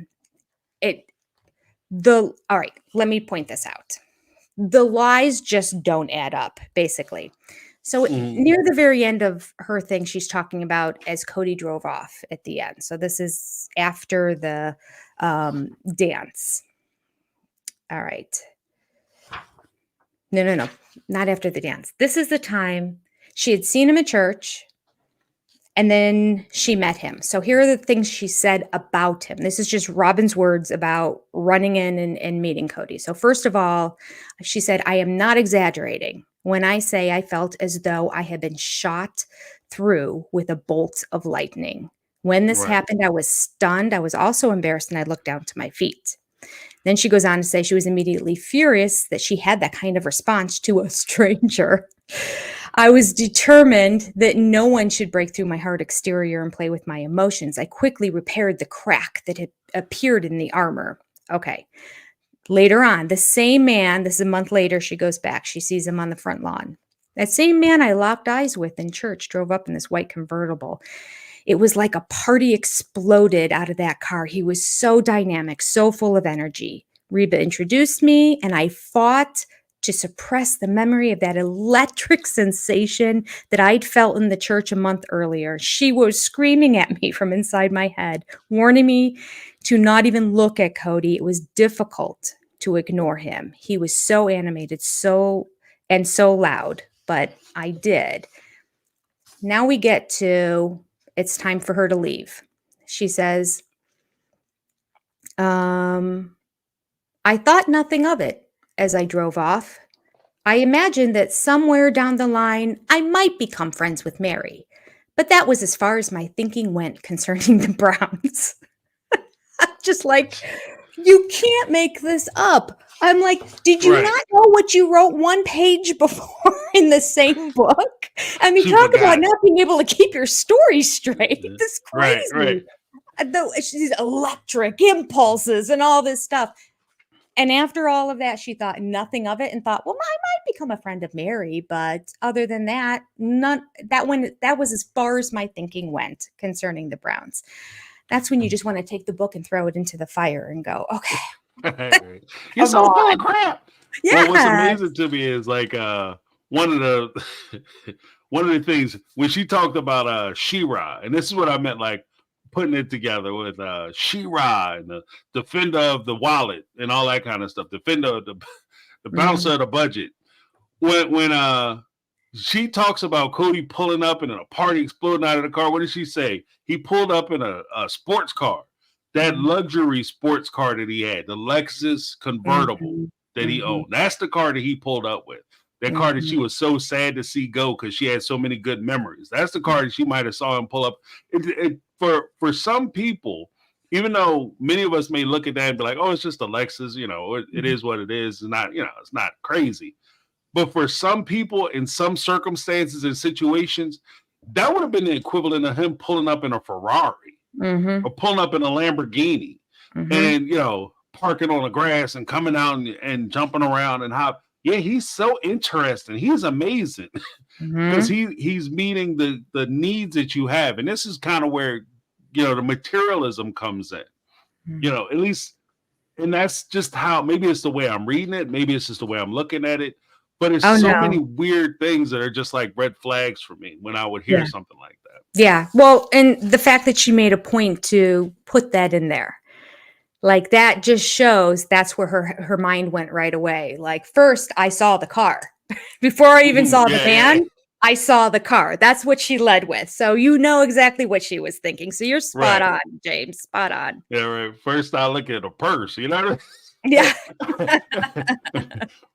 But and this is also a point, Blythe Smith, Bill Smythe, with 13 kids in a sports car.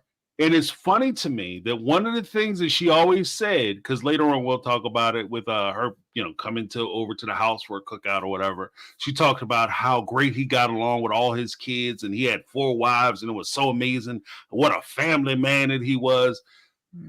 Sports car, 2-seater sports car. Well, technically, I guess it's a 4-seater, but really is 2 adults, 2 children in the back, maybe some furniture, not furniture, suitcases, small luggage. Yeah, you could fit in the back of that car.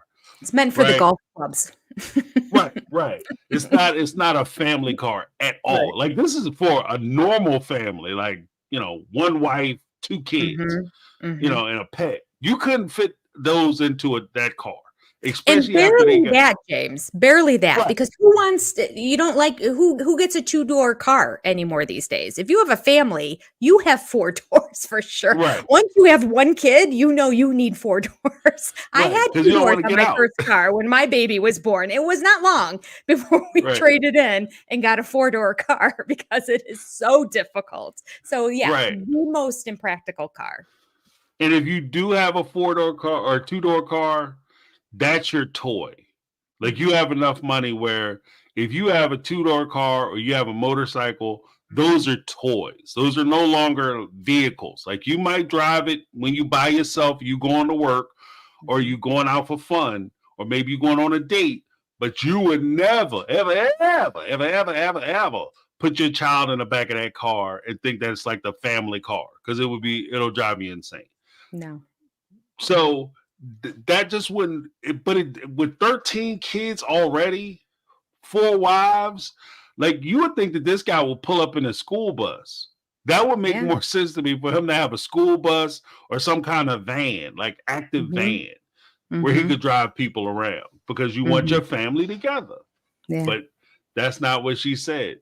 Then they started talking about like the Shira supposed to be protecting her from having this cracked heart or him breaking through the walls, but he was chiseling his way through because he's attractive and because he seems exciting. This was enough for you to decide that all of a sudden you're ready to turn your back on your chaste positioning where you're going to protect yourself and defend yourself. Now I get it. Like if you're attracted to somebody, it is what it is. Yeah. You know what I mean?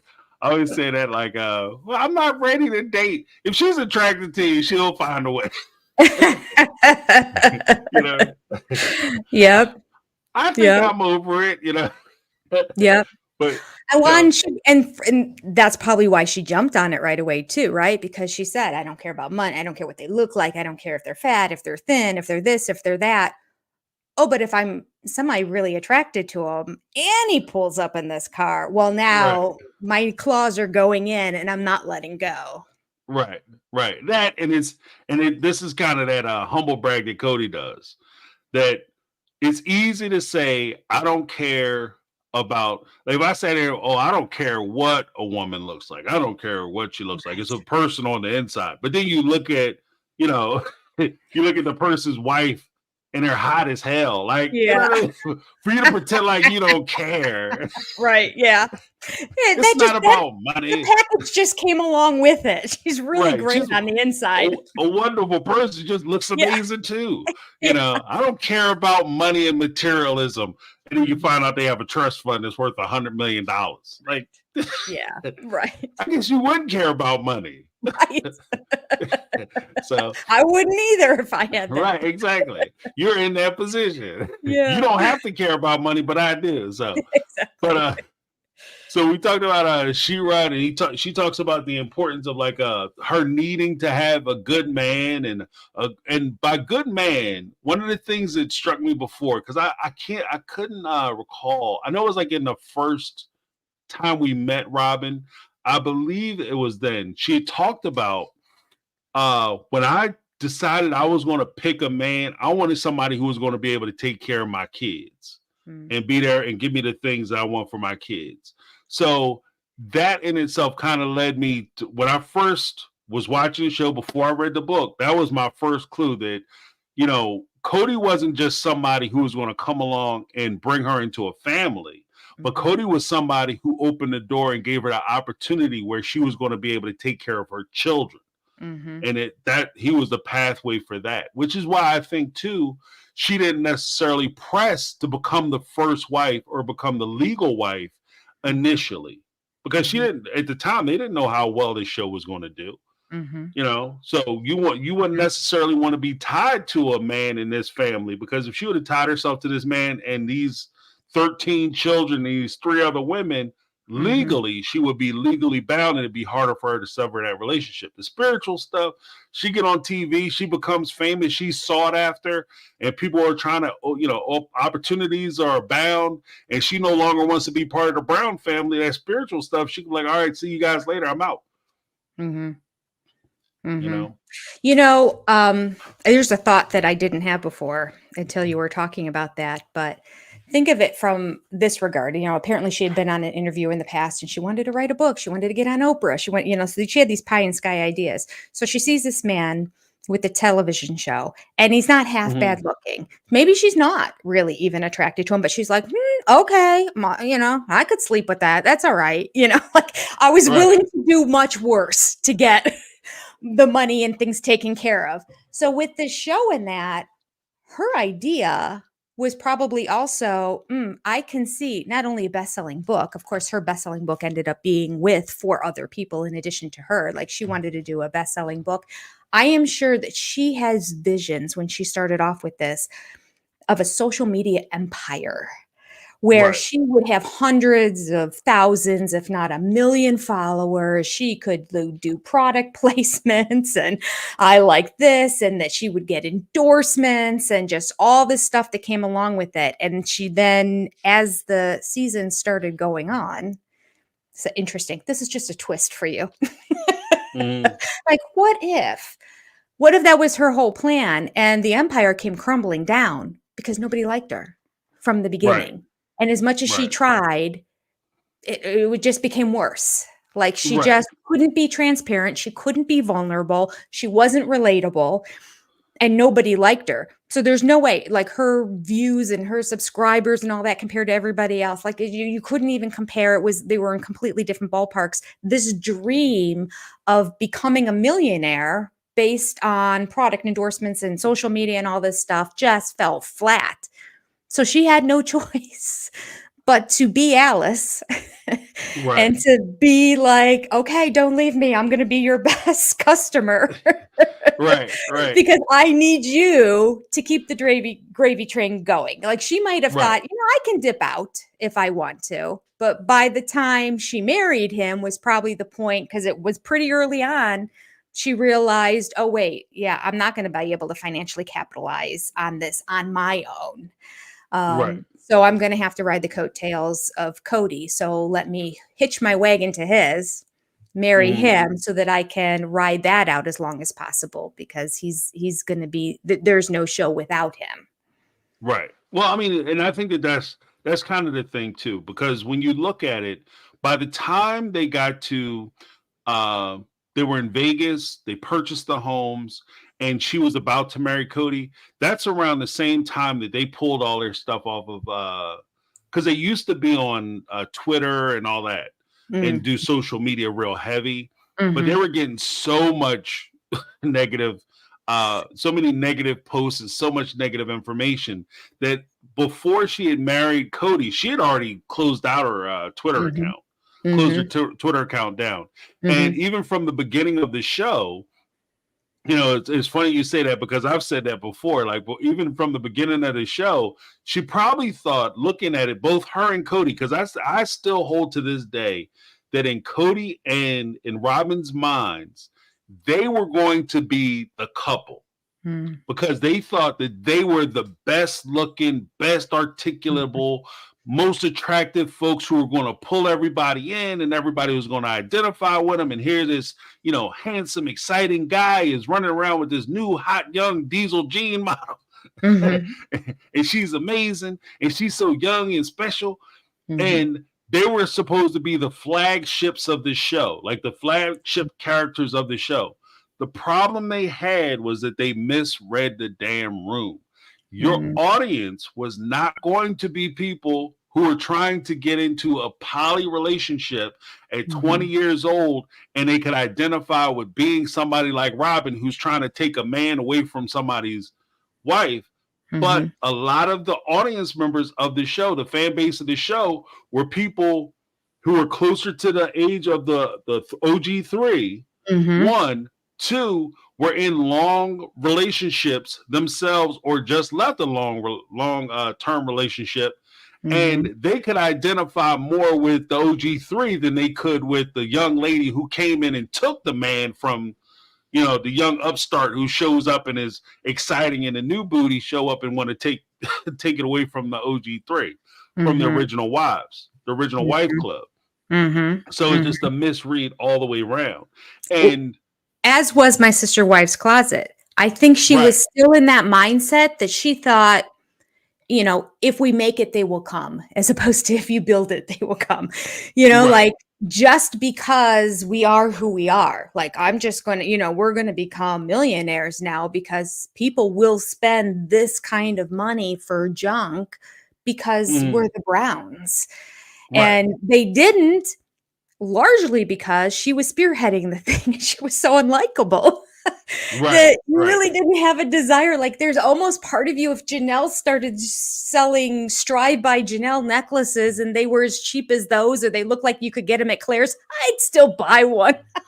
I'll wear it for my lives. I won't wear it around society, but I'd wear it for my lives, and I would support Janelle, and Right. but it's Robyn. So she really misread the audience through that whole journey of, we need to do this. Yeah, that was the whole time I kept thinking, like, who does she think she is? That, This is never gonna work. just wait until we go live. Just wait. The orders are going to come flooding in. That was the greatest episode.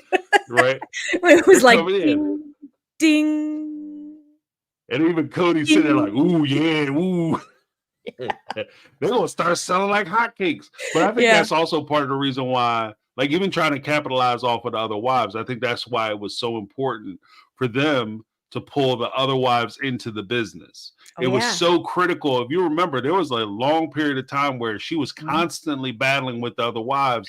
I need you to be a part of the business. And Mary was constantly saying, I want to do it. But Mary's numbers were very close. Like, she was always above Robyn and Cody. Robyn and Cody, pretty much out of the 5 characters, the 2 of them always would alternate between the bottom. And then Mary was kind of stuck in the middle. But she wasn't popular enough for Robyn to want to include her in the business. Instead, she wanted to make sure Christine and or Janelle were part of the business and become faces of the business so that she could hopefully sell this stuff and capitalize off of the popularity of the show. Yeah. But it was overpriced junk. Right? Yeah. And so it just never sold. Yeah. Yeah. She totally, she misread the room on that. And I think in addition to that, she started realizing how much work was going into it. And she didn't like to work. Right. So it really came down to, wait, I need to farm this out like I do the work at my house. I need to find somebody else to take this on. I don't like cleaning my house, let alone a website. Like, it's ridiculous. Big shout out to Teresa Skinner in the house. 1999 super sticker. Thank you so much, Teresa. Thanks, Appreciate you.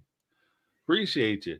But yeah, it's just, like I said, it's just insanity that they would do that. And then it plays, again, a lot of this plays into the what the audience saw. And part of the reason why I think the audience was so disjointed. You come in, you disrupted a whole family. You basically disintegrated the family by your presence. And the way they, and one of the, like, as we'll get into in a little bit, the way they presented the whole idea of Robyn's introduction to the family and the excitement that the family had and how they is completely contradictory to everything that we know about the presentation that the family had as far as, being introduced to Robyn, when they were introduced to Robyn, how they felt about Robyn when Robyn was introduced is completely different. Like, it's just a different story altogether.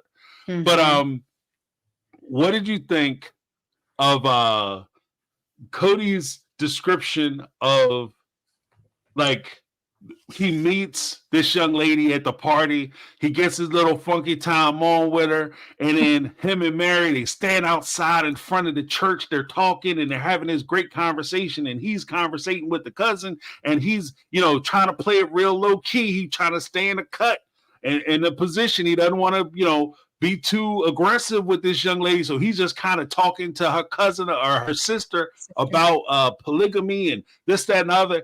And then he goes home with Mary, and they have this whole conversation. He lets them go. He goes home with Mary, and they stay up 2 more hours having conversations about meeting this angelic woman on the steps and how beautiful she is and how wonderful she is. What do you think about that whole presentation? That was all classic Cody manipulation right there. He gets out and he claims in the book he didn't want to be inappropriate. He had to hold himself back from flirting with her. after that dance and contain himself in that moment. So you know that he was just lusting after her at that moment, but he wasn't allowed to. So he had to again go through the channel of Mary. So he keeps Mary up all night. Poor Mary. And has a way of talking to Mary. And I think Mary is easily manipulated.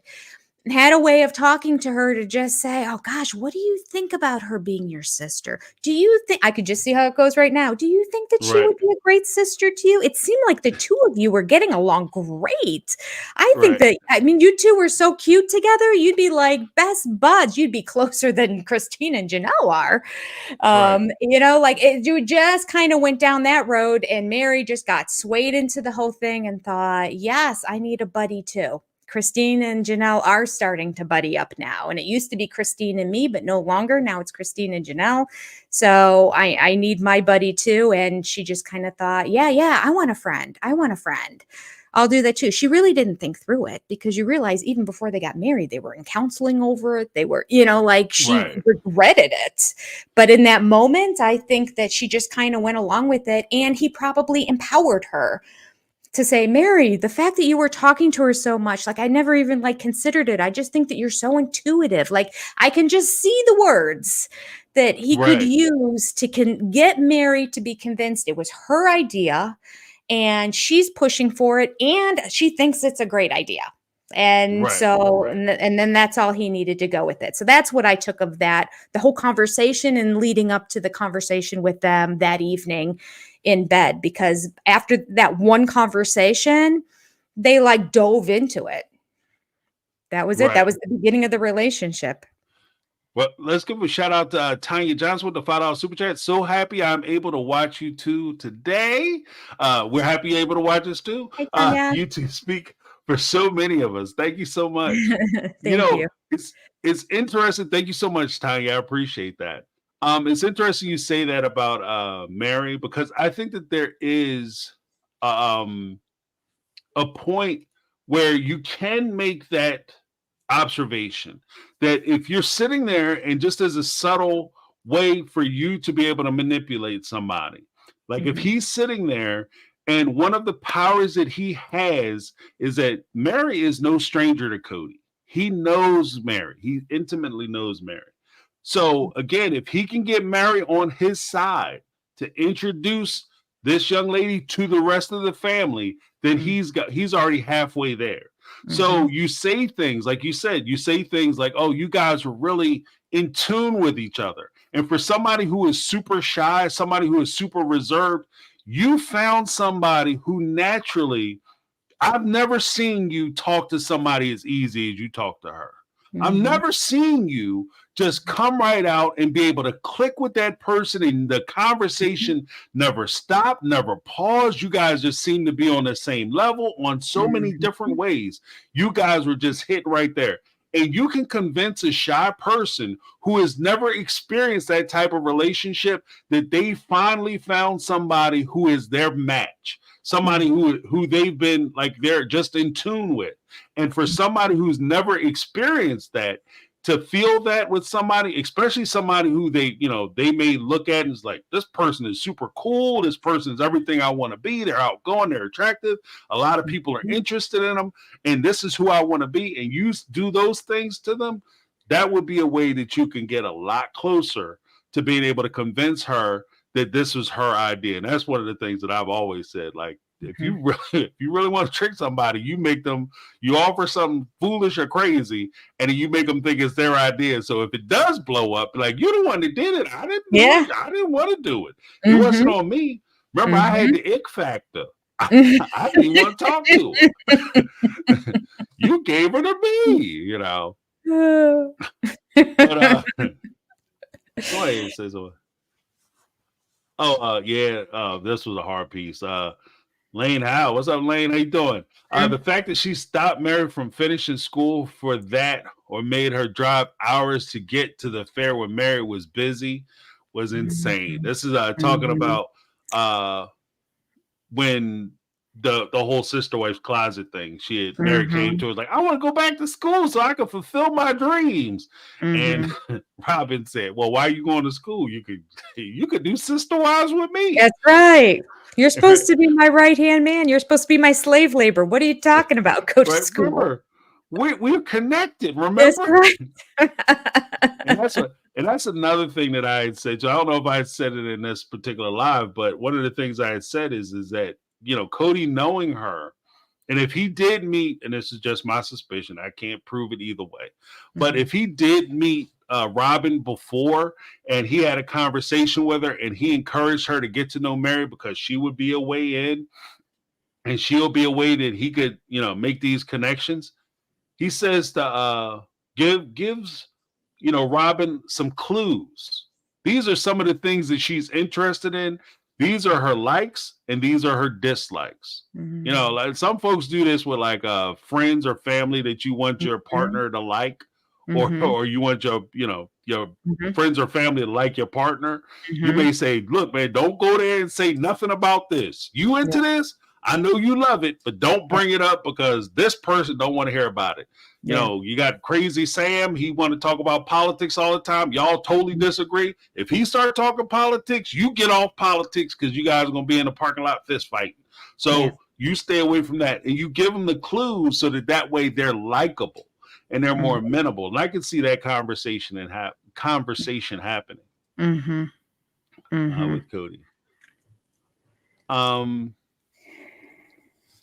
Yeah, so one of the things that struck me was on 71, what's this, 2?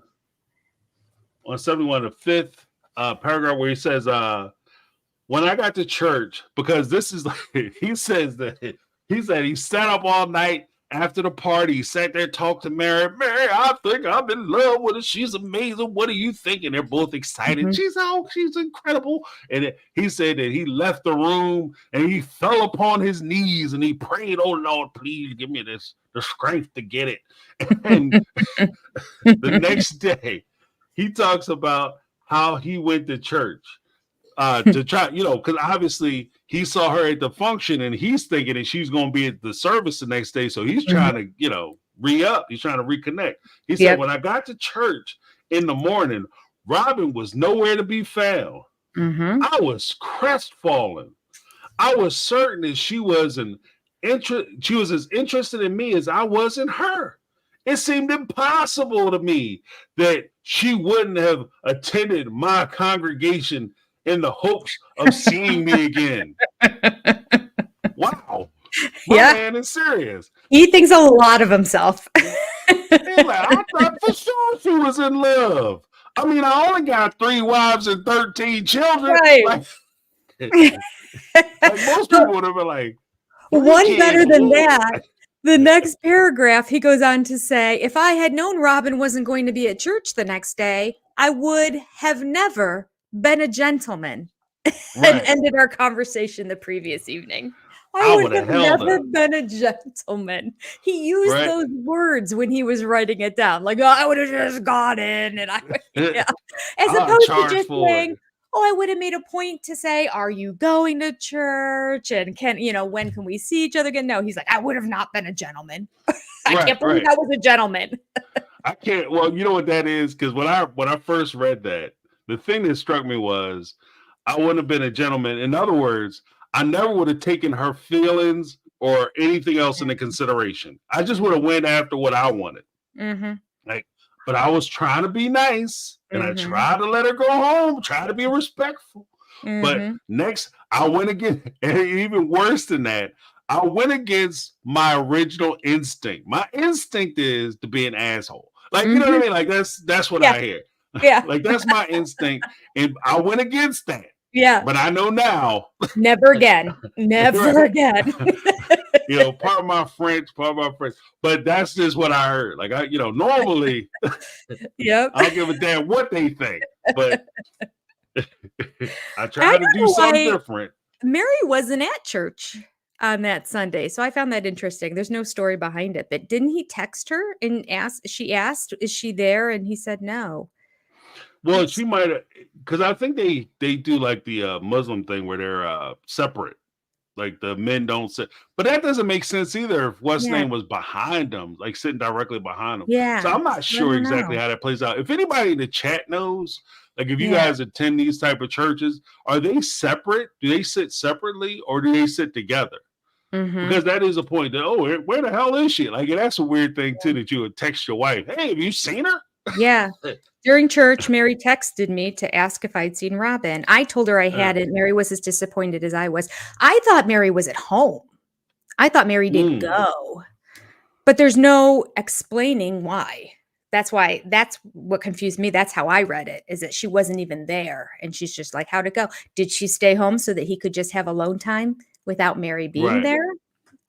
And then it didn't work Which is a out. huge no-no. I Which is a know. huge no-no, because you're not Mhm. supposed to be. And I'm not part of the faith, so it doesn't bother me none. Mhm. I'm just saying that according to the rules, at least Mhm. to my understanding, you're never supposed to be alone with somebody that you're not courting. And by courting, Mhm. you have permission not only of the parents, but you have permission of the church to Mhm. expand your family and start Right. talking to this person.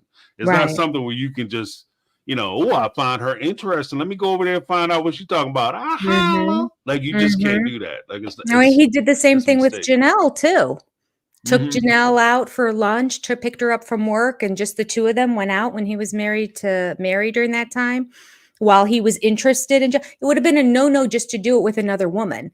But to do it with Janelle and to want to spend this time with Robyn, knowing Right. that he had intentions of wanting them to join him in his marriage, is just him admitting that he's a pig and he doesn't listen to the rules if he doesn't want to. Right. All of its suggestions. According Mhm. to Morticia, oh, okay, Morticia. That's a cool pick. They have a priesthood meeting and the sisters have a meeting, and then there is a service where they all attend. Okay, thank you so much. That's instructive. Ah, So I did not okay, know that. You told me something okay. tonight. You told me something. I didn't know that either. Thanks, Morticia. Yeah, that's awesome. So and there's a point where I also want to talk to, where there is something that we have to mention. When he was first on the show, he presented it as, oh, when I first met Chris, because I have to balance it out because I told this horrible story about Christine. So now I'm gonna tell a horrible story about the one that I prefer, and everybody knows I prefer. When I first met Robyn, I had the ick factor. Ooh, I yeah. couldn't. She had kids. She was a divorcee. Mhm. She had the cooties, Yeah. right? But at the same time, he's following this woman all over the place. He shows up to the cousin's house. You know what I mean? Like, this dude, like, if I didn't know better and things didn't work out the way they did, I'd have told her to get a restraining order on my dude, because he just keep popping up in places where you at. You know, Mhm. Mhm. it started to get, for me, it started to get a little uncomfortable. Like, every time she turned around, he's right there. Hey, how you doing? What you up to? Like, relax, slow down, Chief. Why don't you go And sit over there?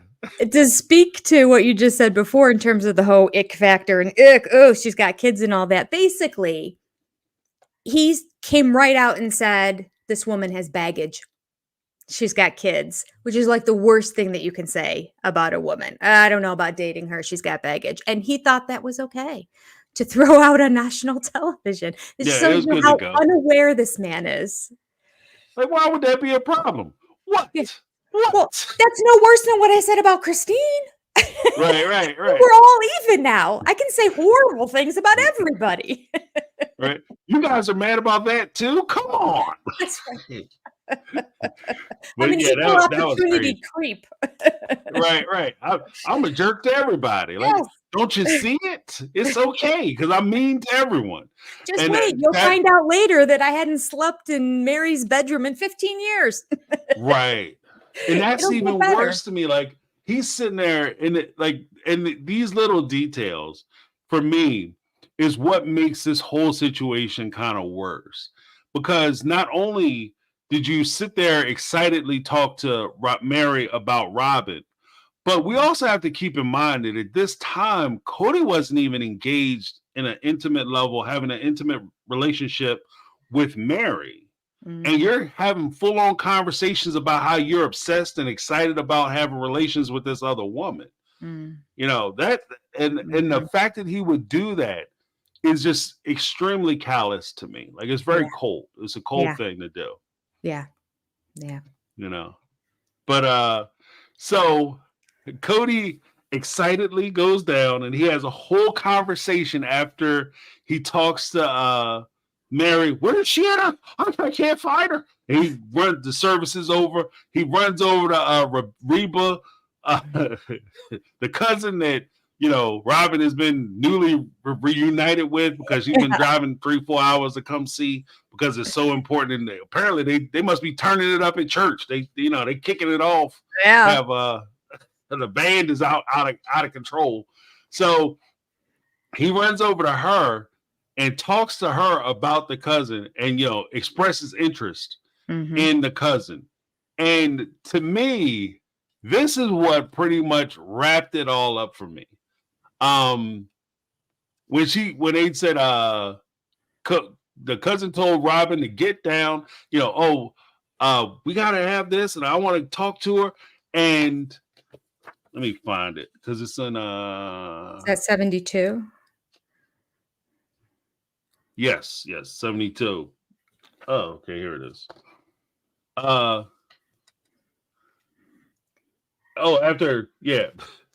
Robyn says, after my cousin talked to Cody and Mary, she called me and told me I needed to get down to Lehigh immediately. This was crazy. Since Lehigh is 300 miles from where I lived, like, now all of a sudden it's insane because Cody is showing some interest. Now it's crazy that the cousin is calling her. I can't believe you would do this. I got kids. Why would I come down there? Are you kidding? Yeah, she goes on to say, I told her she was out of her mind. Right. But you've been here 3 times in the last 6 weeks. Yeah, right. You've been down here throwing your behind up every chance you got. Now all of a sudden somebody throws some interest at you. Now it's a ridiculous notion that you would come down there. And said, I have zero intention of coming down and falling in line with her little plan. Now all of a sudden it's Reba's little plan. Robyn, Reba said, this is a good family. They're very interested in you. There are a lot of positive things happening here. Let's stop right there. There are a lot of positive things happening here. What do we know that was going on at the time? That a lot of positive things were happening there. What do we know? What we know is that they had a show. They had a show coming down. They were about to start filming. They were in negotiations to start filming this dang on show. That's what they know. And some people say, but James, if there's something that the family know, how would everybody else know? Because if you have somebody who is on television, or they're going to be, hell, I remember back in the day, I'm about to show how old I am. I remember back in the day when they would have the news cameras out, and I went to high school in Center City, right? In the center city of my town. If somebody was out and they were behind, you know, they doing the news report, and they get behind them and start waving and stuff, man, you call everybody, you know, I'm about to be on 6 o'clock news. Tune in. You gonna see me when they do the news report on like the 8 bodies they found in the Schuylkill. I'm there waving like a fool, right? You call everybody you know. If you got a TV show back in 2008, 2009, you were damn near famous. Yeah. Like, real talk. You were damn near famous in 2009 if you had a TV show. They got a TV show in this small community. They were going to talk about polygamy, which is something that everybody kept secret. And the show had to be approved by the church. It had to be sponsored, approved by the church in order for them to participate and stay within the church. So they were okay with it. So, yeah, this would have been something that would have been kicked around and a lot of people would have known about it. So much so, it makes sense for somebody to drive, just going back to something we were talking about earlier, it makes sense that they knew about it before, and it's somebody, not necessarily saying Robyn, but somebody would drive 4 hours to get down there. Just saying. Yeah, absolutely. Absolutely. And it's find interesting because the first time I read this, I didn't catch that line with her little plan. Because the Right. whole time we kept saying this whole thing's a plan. It's obvious that she has this like all this intention in there. So those two little hints there, she's saying, "Oh, she had a little plan," and she's saying she told me a lot of you know that she specifically said they have a show coming out. And Right. so Robin's trying to figure out how do I say this in a way that I don't say it. I'll just say a lot of positive things are happening. Yeah. Right. Right. Well, But see, it a did. smart person would have just not said anything. Right. Yeah. 100%. 100%. Yeah. I had zero intention of coming down and falling in line with her little plan. Oh, the Right. lies, the lies. Yeah, and it like almost to the point of because and this is that again, this is the part where like I've done public speaking and presentations and things, and Mhm. one of the things that I've always found and always held to be 100% true is that the audience members that you're talking to, nine times out of 10, almost 10 times out of 10, I'm like 9.999% of the times, they are not dumb, and they know they can tell when you're being genuine. If you're Mhm. being serious and you're sincere, most of the time they are able to pick up on that type of information. When Mhm. you present yourself as this innocent, naive person who just happened to come down, I just happened to make my way, 300 miles, Mhm. 3 or 4 weekends to come down to Mhm. church. And I just so happened to meet a guy who's going to be on TV with his family. And I Mhm. had no idea. Like it just doesn't ring true to a lot of the audience members. And that's part of the reason why so many people, I think, had a problem with her from the beginning, because so Mhm. much of her story just doesn't make sense. Mhm. And it doesn't make sense to the point. It's not just the fact that you're lying to me. I can handle people lying to me, but don't call Mhm. me an idiot while you're doing it. Yeah. And I think that that's the part that really stuck with a lot of folks, like because they Mhm. they feel like you're just insulting their intelligence. Yeah. Yeah. I feel before that section when Cody was finishing up his chapter 2, I felt like this was actually the first crack of Mary realizing what she agreed to the night before. Hmm. Like, she was probably just delirious and tired and, then listening to all these accolades and praises from Cody and what a great, what great ideas she has and everything. And so she's like, yeah, no, yeah, that's good. That's great. I think it's a good idea. And then when Reba comes to their house, oh, actually, it was a week later. So a week later, Reba comes to the house and Mary grew emotional and hugged me, Cody said, and said, "What if we're not right? What if she's not meant to be with us? What if we're wrong about the way we feel?" So Mary Mm, getting emotional during that time was not her being excited emotional by all this. That was Mary's fear coming out. All these right, questions, fear-based questions that she poses them. So right from the get-go, she was kind of like, "Oh, brakes. I don't wait. This is going too fast right, already. I don't know. What if we're not right?" And then the whole rest of that is just Cody convincing her that, oh no, he basically he felt the connection. He felt, he did everything short right, of saying the Garrick God had a wind come through the garage and right, right, speak to me. It was like, no, you're right, Mary. I feel it. I'm convicted. You were right. You were right. And thus begins really their entire relationship where she is always insecure from that point on and right. probably regretting, although would never admit it, that she pushed forward with this. Yeah, and that's actually one of the sad things about it is that I've always held a position, and this is just my thing.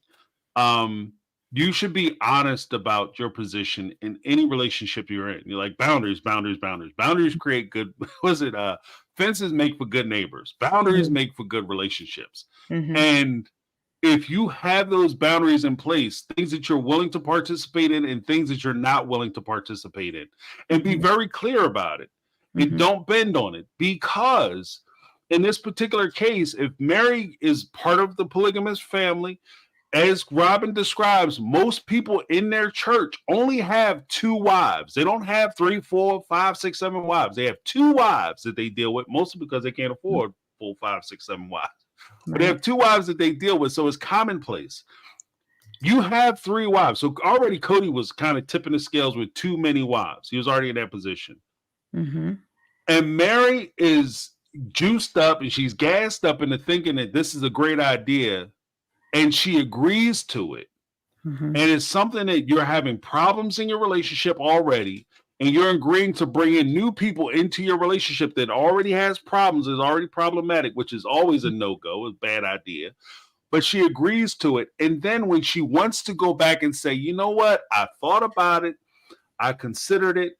I changed my mind. One of the things that I've always found in these types of relationships, or at least from what I've heard when I talk to folks in these types of relationships, is that they always say that they're always open to, the other person has every right to decide whether they want to do it or not. Mm. But the problem is that you never hear about what happens when they say, you know what, I know I agreed to it, but I don't want to do this. Mm-hmm. I know I agreed to have Robyn come into the family, but now that I think about it and I'm looking at it logistically, it's a bad idea. Yeah. And when Cody says, no, but it's something we talked about and you agreed to, and I think that we should move forward, you don't have the veto power. Mm-hmm. And this again falls in the position of you're no longer a partner in your relationship, because a partner has the right to pull out of a bad situation, but an employee doesn't. Mm-hmm. So, and we saw that with Christine. Like, we saw his true colors when the first person said, okay, I'm going to go ahead and exercise that right that you've always said that we have. We can leave at any time. I'm leaving. He lost his cool. Right. No, you're not. Yeah, right. No, you're not. I didn't mean that. That's what we say for television. What are you talking about? Right. If you want to leave me, you have to leave here broke, busted, and not and homeless. Like, that's the only way you can go. All the money stays with me then. And you just make it untenable. It's an untenable decision for you. Like, oh, you want to leave?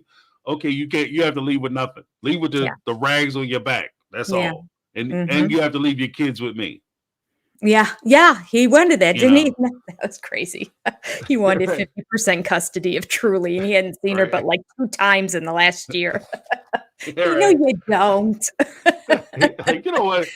All right, I'll drop her off. Yeah. No, you won't. Well, and the crazy part is, and here's the thing, and this is what I picked up on. When he said, I want 50% custody, what he actually said was, I want it in writing that I have 50% custody. He never said he wanted to actually have her 50% of the time. He just wanted a contract or a codicil saying that he had her for 50% of the time, because there's there is a myth that runs around it, because I've heard it before. If you have 50% custody, that the other person doesn't have to pay child support, because you have the child half the time, and you think that because you're both equally set up that way, that you no longer have to pay child support. They can't get you for child support. That's what I think he was trying to sidestep. Now, in some jurisdiction, the jurisdiction I'm in, if you could actually be living with your partner and they take you for child support. If you're not married, they take you for child support. I guess technically, if you are married, you can't get child support, but they can take you for child support, and you could be paying for child support with a child that you live with. You know what I mean? 100% of the time, you could be paying for child support. So, so before you listen to internet gurus, this includes me, make sure you talk to an attorney who is in your jurisdiction who can give you the information you need. Because you will get jammed up with some foolishness. Because I think that's what Cody was. He was listening to that bull stuff on the manosphere guys sitting there having that conversation. Like, it only makes sense to me. And you will go to court and get your back ripped out. Like, the judge will be like, what? You ain't paying nothing? Oh, well, we're going to fix that right now. You know, man? Like that truck you drove up in, you can go ahead and give her the keys. That's right. We'll start there. That's not yours anymore. Right. But make sure you talk to an attorney. Make sure you talk to an attorney. But just because we're kind of rounding out, but there is a point too where it says a lot of positive things are happening there. But then Cody said he got to talking to her. Then all of a sudden, Robyn, she went, and this is the point where you were talking about earlier, where she had to a discussion with her kids, because apparently her kids didn't like driving 4 hours down from one place to another. And somebody has said that earlier. Unless you are taking your child somewhere special, Yeah. it's damn near I won't say it is, but it's borderline abusive for you to just put your kid in the car for 4 hours at a time just to drive them so that you can get your booty call on. Like, that's extremely selfish. Yes. So this is the point where she has a conversation with her kids. I'm not going. And Shira is screaming in my ear that this is something you need to protect yourself from. And I went and I talked to my kids, and my kids were excited about going. So that's what made me decide to go. And that's the point you were talking about earlier. Then Cody finding out she's coming down. Guess what Cody do? Cody goes out. He buys a bunch of food, or he takes food out the pantry. They don't really say where he got the food from, but I'm assuming that he probably went and bought a whole bunch of food, and he planned himself a barbecue. So he put together a little party. He's coming down. And the craziest part to me was that he planned this party and he never told Janelle or Christine that they were going to have a party, and they were actually bringing in a woman that he was interested in dating into their home, their living space. That, to me, that is the craziest thing. And I'm really trying not to curse here. That is the craziest thing you could ever do, is to bring somebody to your wife's house. And I'm going to say your wife's house. He brought this woman to his wife's house and never told them that this is somebody I'm interested in dating. What do you think about that? I didn't even catch that, James. I didn't. I was assuming they knew about it the whole time. Yeah, he said that was it 742? Reba let Mary and me know that she had talked Robyn into coming to Lehigh. I was excited, and I wanted to put together a barbecue to welcome her. I still hadn't told Janelle about Robyn. I had only seen Robyn a handful of times, and I wasn't sure what sort of footing we were on. I wanted to make sure she was at least slightly open to the idea of a relationship with me before I broached the subject with my wives. Naturally, I would need their consent to court her. Okay. That is craziness. I get what you're saying. Yeah. You are making mistakes. Like, I'm not a polygamist. I'm just merely saying, like, just from what I know, I'm merely a monogamist. I'm a pedestrian. I have that elementary education as far as women are concerned, compared to somebody as great as thee with the polygamy. But I'm just saying that, bruh, from what I know about women, you do not bring a woman that you're attracted to this woman's house and not let her know what's going on. Yeah. If your relationship, even if your relationship is open and you guys are out, getting a little taste of strange, whatever the case may be, that's what your thing. They're good for you. Knock yourself out.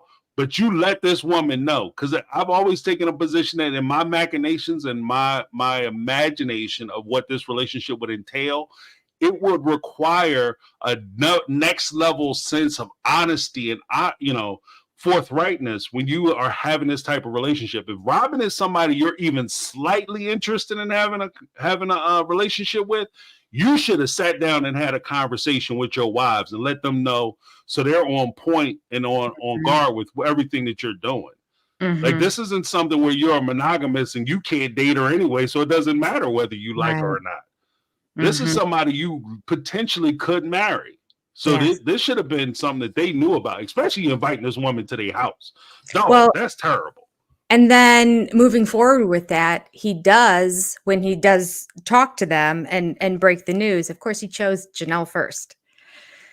Janelle was going to be the easiest nut to crack, not Christine. And as you said before, because really, Christine didn't matter in the end. If he could get a majority and count himself in the majority, even if he didn't count himself, it's 2 against 1.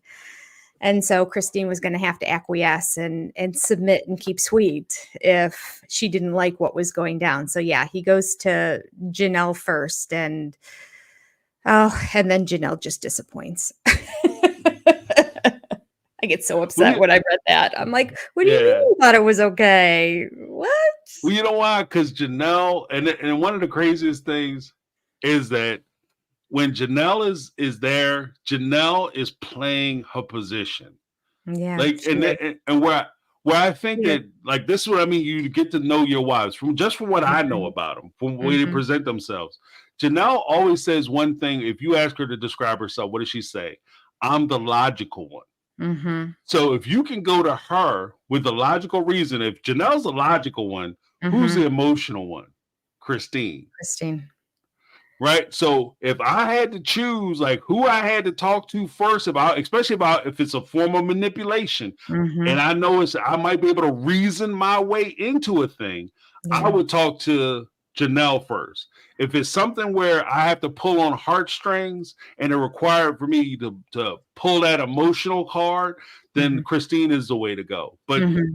from the way things are set up, you have Mary on your side, then you talk to Janelle. Yeah, well, Mary knows her and she really enjoys her and she says she's amazing and she's awesome. And then Janelle with her logical mind, and Janelle is suited for polygamy. Like I said, she's Yeah. on board with it.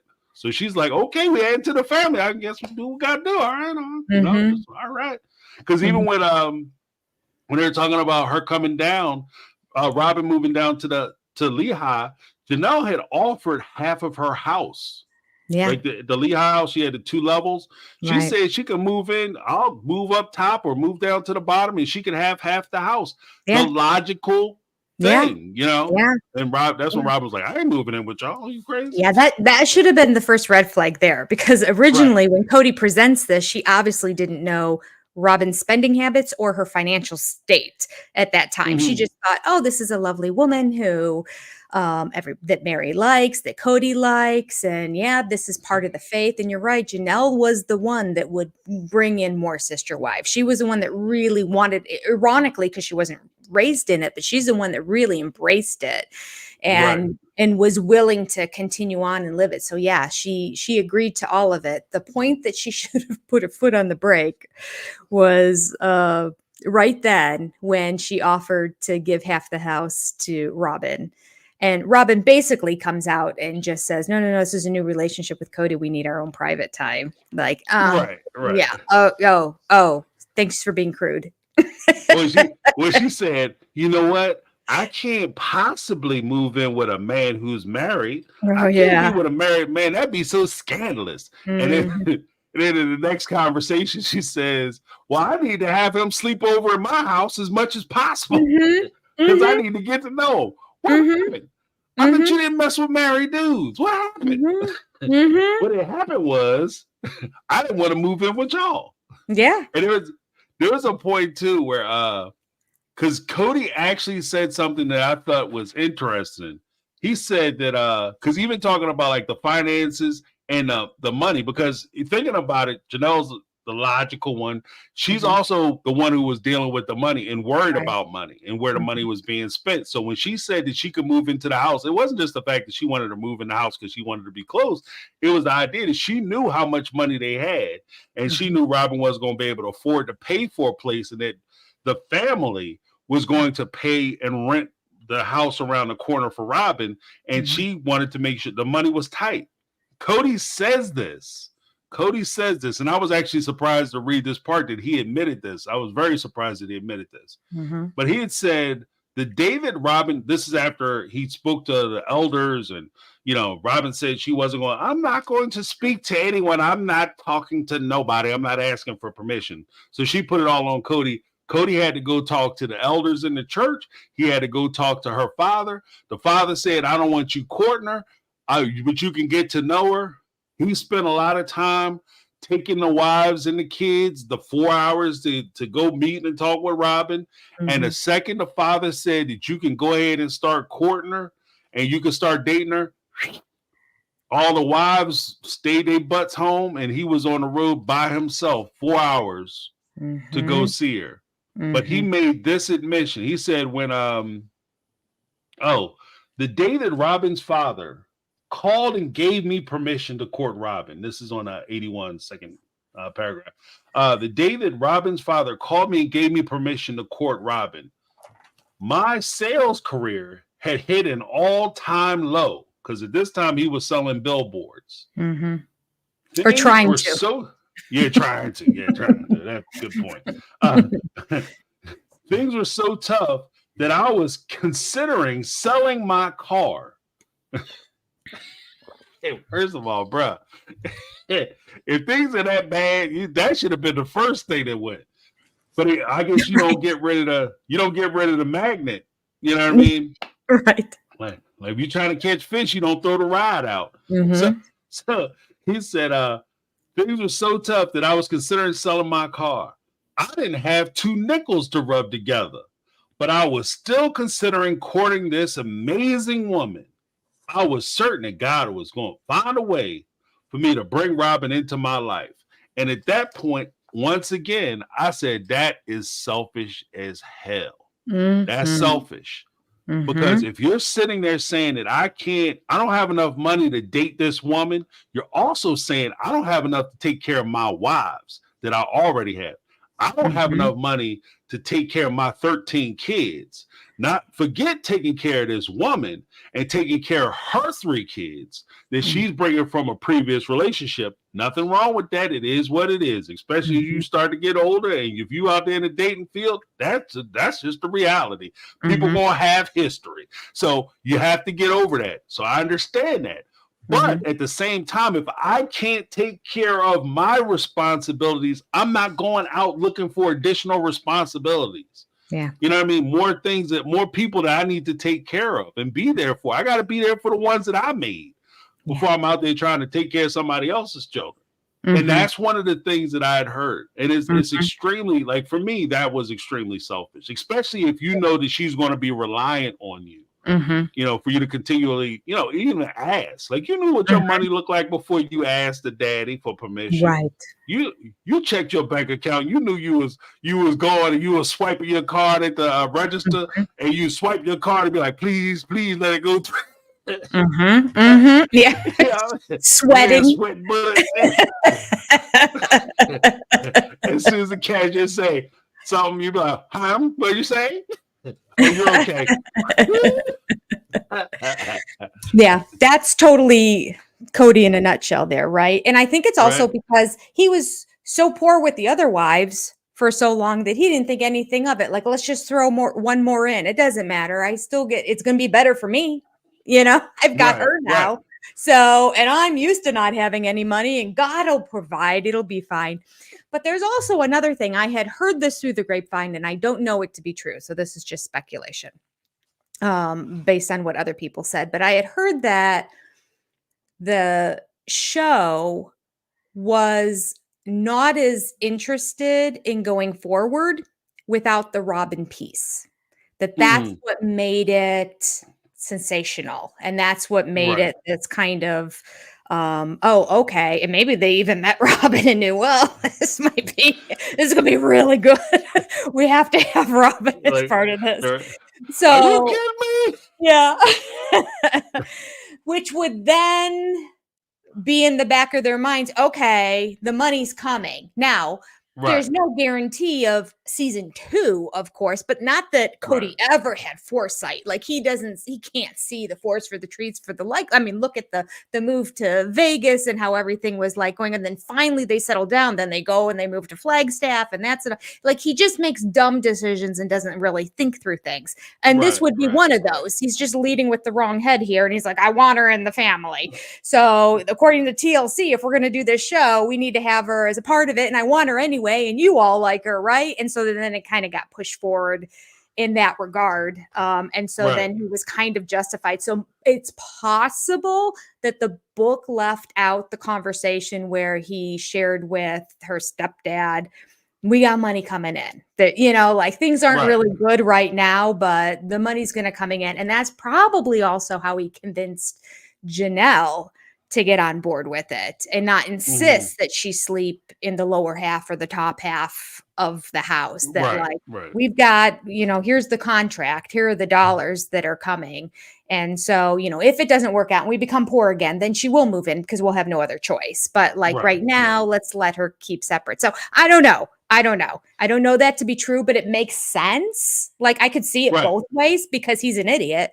So, the way he wrote it in the book could be exactly the way it came out, or it could be that they kind of knew about Robyn because they were fishing the idea out. They were doing pilots before it ever got picked up and all that stuff. So once she caught wind of it, and then he caught wind of her, and they said, is there going to be another wife? I could see how the producers would do that. Like, what would make a really good show is if we could show you bringing another one in. Well, I did meet this girl. And so then they arrange the whole thing and make it Mary's idea. And I could see how that would all come to fruition. So I don't know. Well, I mean, I think it would make sense just from the perspective of if you, barring Robyn entering into the family, there will be more room for Cody and the other sister wives to maintain the facade of the polygamy propaganda show. The polygamy works because you wouldn't have as many kerfuffles or the disruptions that you have with Robyn entering into the family.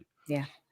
Especially after the conversation with Robyn, and especially if you find out that she believes that she's going to be the star of the show, that this is going to be her show, and both her and Cody take the position that they're going to be the flagships of the show, the stars of the show, then, from the production side, they may never say this to them directly, but I know that they would be thinking to themselves, they are fitting to blow this whole spot up. Like, this is going to be ridiculous because they all are super excited. They all think they're a lot, they're higher than everybody else. And this has the recipe for disaster. And I stand on the fact that I've always said that if anybody ever asks you to be on a reality show, like I know there's shows like when I was, about to show my age, when I was a younger dude, if ever you were in a relationship and you got a call from Jerry Springer, then you need to go home and have a conversation with your lady. If you got a call from Maury Povich show, you need to go home and have a damn conversation with your lady and make sure you stop at the Walmart or Target or the Rite Aid or whatever and pick up one of them paternity tests and start swabbing cheeks. That's right. And do it at home. Yep. Because otherwise it's going to be right on Springer. That's right. Make sure she got some strong sneakers on because she's fitting to run away because it's going to be a bad time. But you're about to find something terrible out.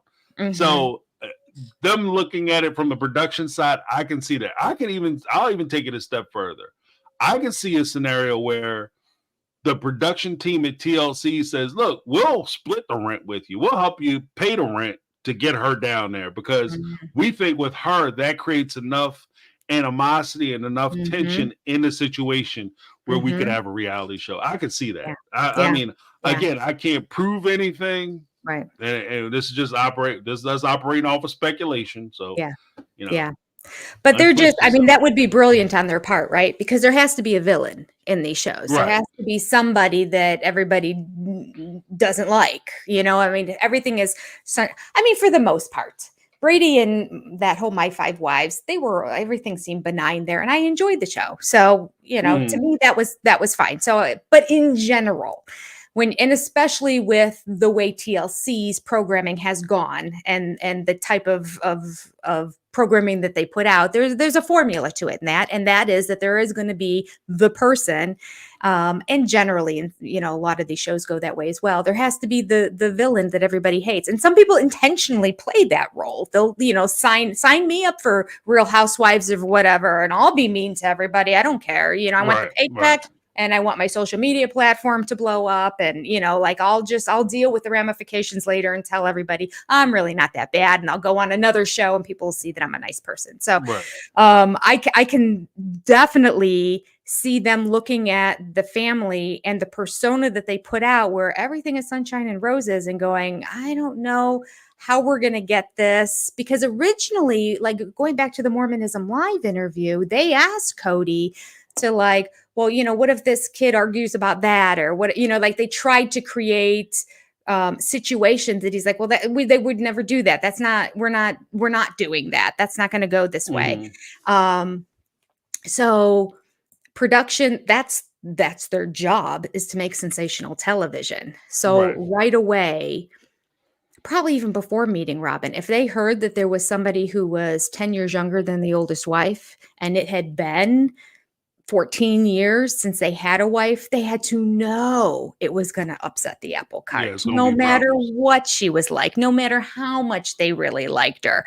There was no Right. way it was all going to stay sunshine and roses when the new year, and blending a family on top of it. Like, if it wasn't Right. her, it was going to be the kids. But somehow this was going to cause enough turmoil that's going to make the show interesting, to go down the Mhm. road. So yeah, I don't doubt that production had their hand in this too, and that there was backdoor agreements that were happening between Robyn and Cody, and even production, that none of the wives even knew about before it started. Right.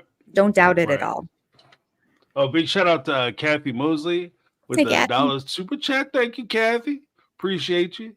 But even with that, I would butt in that with a show that you mentioned, My Five Mhm. Wives. I think part of the reason why My Five Wives only had 2 seasons was the fact that they didn't have the big catalyst person who came in and upset the apple cart right off the rip. Yeah. They just didn't Well, have the big bad. I also heard that the one wife, the one that had a lot of insecurities, the dark-haired one, Mm. that her father or grandfather or somebody somehow was connected with polygamy that involved underage girls. Mm. And so that coming out, I don't remember the exact story, but like at one point I did a Google search like a year ago or something like that, when I'm like, whatever happened to that Brady guy? Right, And right. so I went and looked at it, and I'm like, whatever happened? I think it had like 2 seasons, maybe 3 at most. And then, yeah, that the story came out about, I Right. can't remember. And I don't want to throw anyway. You can probably Google it and everybody can figure out exactly what it was. Cause I remember just Googling it and articles came up. But yeah, there was some sort of scandal in the Yeah, it past, which was is interesting because Christine's grandfather has kind of questionable underage girls also, but I don't know. Were you looking at it up? Or can you yeah, see it? it's Rosemary Williams. Yes. Yeah. Rosemary. Uh Yeah. yeah, she said that she well, let me see, just I might be able to pull a picture up. Um she accused her father of misconduct, Mm, um okay. sexual misconduct Okay. Okay. when she was a child. So Okay. So wow. that was more Yeah, that's real. direct. That's probably why Yeah. that one ended, whereas Christine's grandfather being so distant in time that they probably felt justified in separating that because, um, I mean, Christine's grandfather probably died because he was murdered. He probably died, and she probably didn't know him that well. Yeah, he was well, he died early on. She Yeah. was He was killed by the LeBarons. Right. Yeah. Like Yeah. her mother's people killed him. Mhm. Mhm. Yeah. So it's there's a twisted like, and that's one of the weird things about polygamy, or at Mhm. least I'll say some of the the members in a lot of these churches is that they always kind of, I think I've said this before, they always kind of look at um Warren Jeffs as the big bad. So you Right. say, oh, when they think we're like Warren Jeffs, but there's a lot of people in a lot of these different sects who have done a lot of horrendous things, like Yeah. terrible, horrible things, and they've Yeah. been accused of, some cases prosecuted for. Mhm. Um, that there, and then so many of them are, what makes it worse is so many of them are so interconnected to one Mm. another. Like they'll be Mhm. like their uncle, their cousin, their brother, or the Mhm. second marriage guy, or whatever. Mhm. And so they're all related to some very heinous folks, like some Yeah. crazy folks. Yeah, there's a lot between Warren Jeffs and we're the perfect polygamous family. There's a Right, huge gamut of misconduct that's in there. So just to say we're not Warren Jeffs doesn't really right, mean right. much. And that's a low bar. Like, you know, I'm Yeah. not Warren Jeffs. Like, Yeah. what? Okay. Nobody should be like Warren Jeffs. Like, what are you talking? You don't open your conversation with that. That's scary, you know. Did you put that out as a thing? Yeah. So we talked about Cody admit to being broke as he about to bring Robyn in. And then he says that then Robyn actually had this to say, which I thought was crazy interesting on page 82. We're almost done, guys. It's almost over. But on page 82, down in the second paragraph, she said something that I thought was interesting. She said some of my sister wives were more interested in the sisterhood than in the husband. Perhaps since I've been married before, I knew that I needed a man whom I loved, trusted, cherished, and adored. I also knew that asking for and receiving all these things is hard. And when I first read that, I was like, I wonder which wife she's talking about. Now I know that Christine said it in the opening of the show. I was interested in the family, not the man. But as I was reading this, especially under Janelle's matrimony part, when she came into the family, that actually describes more Janelle too. To me, it actually describes Janelle more than even Christine. And she was interested in like the sisterhood aspect and not necessarily as concerned about the man aspect, because Janelle was, like I said, she's the one that, for me, in my opinion, she seems to be the most suited for polygamy, because she's okay with her husband going off and being with another woman. And if she does have jealousies or concerns of that nature, she doesn't let it override her decision making or her ultimate decision to be part of this family. Like, she doesn't question whether polygamy is right for her, where I can see the other women kind of questioning whether this is something they want to participate in. And maybe that's just because they've been exposed to it for so long that they've had the opportunity to be like, is this something I want to do? Because for them, it was an option, whereas Janella wasn't an option. Right. You know? Right. Yeah. And actually, you're right. It does describe both of them. That it doesn't describe Mary. No. But definitely Christine and Janelle, and definitely more Janelle than it does Christine. It describes Christine in words only. This is the mantra that she would put forward for many seasons and say to everybody. It's what she wanted to be. She wanted to be the perfect polygamous wife. And but deep down inside, Christine's just full of emotions. And she also fell in love eventually with Cody, because both Janelle and Christine, that's proof of it. Both of them married him when neither of them were really in love with them. They were kind of infatuated a little bit. And he wasn't really in love with them either, which is interesting, because we can flip this on Cody too and say that he wanted the family more than he wanted the wives. And now all of a sudden he's changing his tune after he met Robyn. Right. Well, even to that, because somebody had something interesting to say, but even to that, I would say this, because I've heard Cody make that argument. And I've actually had this conversation, but we were talking about children. And the thing that I've always held out was Cody takes a position that, well, they begged to get into the family and they came in and they made certain agreements.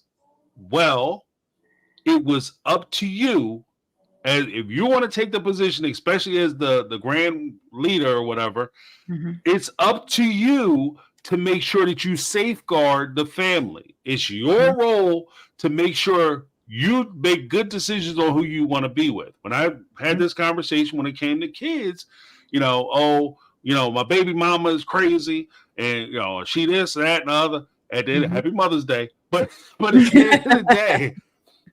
the end of the day, bruh, the thing I would always say is, bruh, you decided to lay down with that person. And you made this other person, and now you want to come to me and complain and talk about how crazy she is. Her ass was crazy before you laid down with her. You made that choice. So when I hear Cody complain about these women begging to get into the family, I don't care whether they beg. They could have came to your house on bended knee and begged and pled with you to get into that family, sat outside your house for 30 days and 30 nights asking to get in your family. If you opened your door and let them into your family, that is on you. That's your fault. That's on you. So I never hold that against them. And it's their total right. If they're attracted to you, it's their right to say, hey, I'm attracted to you. I like to find out more about you. Let's, talk about what we're going to talk about. Yeah. And if that's not something you're into, you should have made a different choice. But there's nothing wrong with them. And I think that's I say all that to say this. In short, it's a dumbass argument to say that that they're somehow wrong for asking to get into the family, and somehow it's their fault that they asked to get into the family, so they're less than. Somebody had to ask somebody. Right. And to insult them on television and make them appear as if they were panting dogs to get into the family was just like a new low for Cody at that point, too. Right. Yeah, Mr. I'm about to sell my car. They begging to get in the family, really? They sitting there with you. Because there's a scene, I played it before. It's a scene from a movie called Fences. It's actually a play from August Wilson. It's a stage play. Very good play. But one of the key phrases, there was a guy, he's cheating on his wife. He has an outside kid with this other woman, and he wants to leave his wife, and he's explaining to her on his way out why he needs to leave. When I'm with her, she makes me feel special. I kick my feet up on the furniture. I feel like I can be all the stuff I want to be, and I want so much more. And the wife turns to him and says, Viola Davis is the actress who plays in this particular role in the movie. But she turns to him and says, I was right there with you. When you were suffering and struggling, I was right there with you. And when I hear Cody sit there and talk about these women and the things that they, they suffer. And when I met Robyn, my heart was free and I was so open. These women were struggling with you. You don't think that there was guys who came into their lives and guys that they met and they looked across the room and they didn't think that these guys were attractive and they didn't want to run off with them and forget you and leave the family, leave the kids. But every day they came home and made a different decision to come home to you and try to work it out with you so that they can make the family work. Yeah. And then you turned your back on it. And this is part of the reason why I think that so many people have issues and problems with the way Cody is presented on the show, because that's what they see. These women decided to stay with you for 30 years and work it out with you for 30 years and try to improve their lives. And even though you were met with struggles and challenges, they met those struggles and challenges with you to improve the family. They suffered, they denied themselves so that they could do that for you and do that for the family. And when it came your time to make those same sacrifices, you weren't strong enough or man enough to be able to make those decisions to improve the family and stick with the family. And that's why Cody has such an image problem on television, or at least in my opinion. No, I agree with you. Yeah. Oh, check this out. Christian M. I hope I'm saying that right. But being poor is not a crime or something to be ashamed of. Absolutely. If you have it, some days you have it, some days you don't. And even the haves can have not, if given the right circumstances. However, when money is being spent on booty calls and ugly sports cars instead of nutritional food, then it is a crime. Neglect. I 100% agree with that statement. I 100% agree with that. But and on the flip side of that, it's also a crime when you're living in Vegas in an $800,000 house, but you're on food stamps. Right. And the food in your refrigerator has a sign, nobody touch this, because by law it can only go to my kids because I didn't pay for this food to get it works both ways. There's crimes on both ends in this family. Yeah, it's insane. It's insane. And then even I get it. Like if you are able to maneuver and give your kids the best lifestyle you can, have at it. But it just seems like one of the craziest things to me, even with the whole Vegas thing, And I suspect why it's that way. And I have a whole theory as to why they sold the homes in Vegas. But it just seemed like, at least in the telling of the show, the moment it seemed like they got settled in Vegas, everybody has a house. This is the best possible situation that you guys are willing to participate in. Ideally, you should all be in one house, but you don't want that. So this is the next best thing. Mhm. You're in a cul-de-sac by yourself on the street. Everybody has these big, beautiful homes. It's awesome. Everybody's house is pretty much equal because they're all pretty much the same. Mhm. Cookie cutter homes, big mansions. And you say, you know what? Let's sell those houses. Let's sell those houses because my wife deserves to have a mansion, a real mansion, and you guys need to be living in trailers. Like, it's insane to me. It's insane. Do you think that they were almost financially underwater in those houses? I was wondering if, in order to finance them, because their finances were so incredibly poor, if they had to turn it into like almost like a balloon payment at the end type thing, that they started off, we can afford this, and well, the show's going to bring in more money. We have My Sister Wives Closet's going to make millions, and we'll have other ventures right. that will bring in a ton of money. So we'll get to the point that we'll be able to pay more. And then they got to the point that it wasn't increasing, and they got themselves stuck to the point that they had to sell them because they would have lost them. I'm wondering. I don't know. Well, that actually is in line with what I was thinking. Like, because the way they presented it from the beginning, in order, like, because I did this simple math on it. Like, if each one of the houses were, was it $400,000 a piece? In my estimation, I think that what they did, hold on one second. Let me call this up. Okay. So, in my estimation, what they did was they looked at it and said, okay, each one of these houses are going to be about $400,000. Mhm. So that's $1.6 million that the houses would be worth.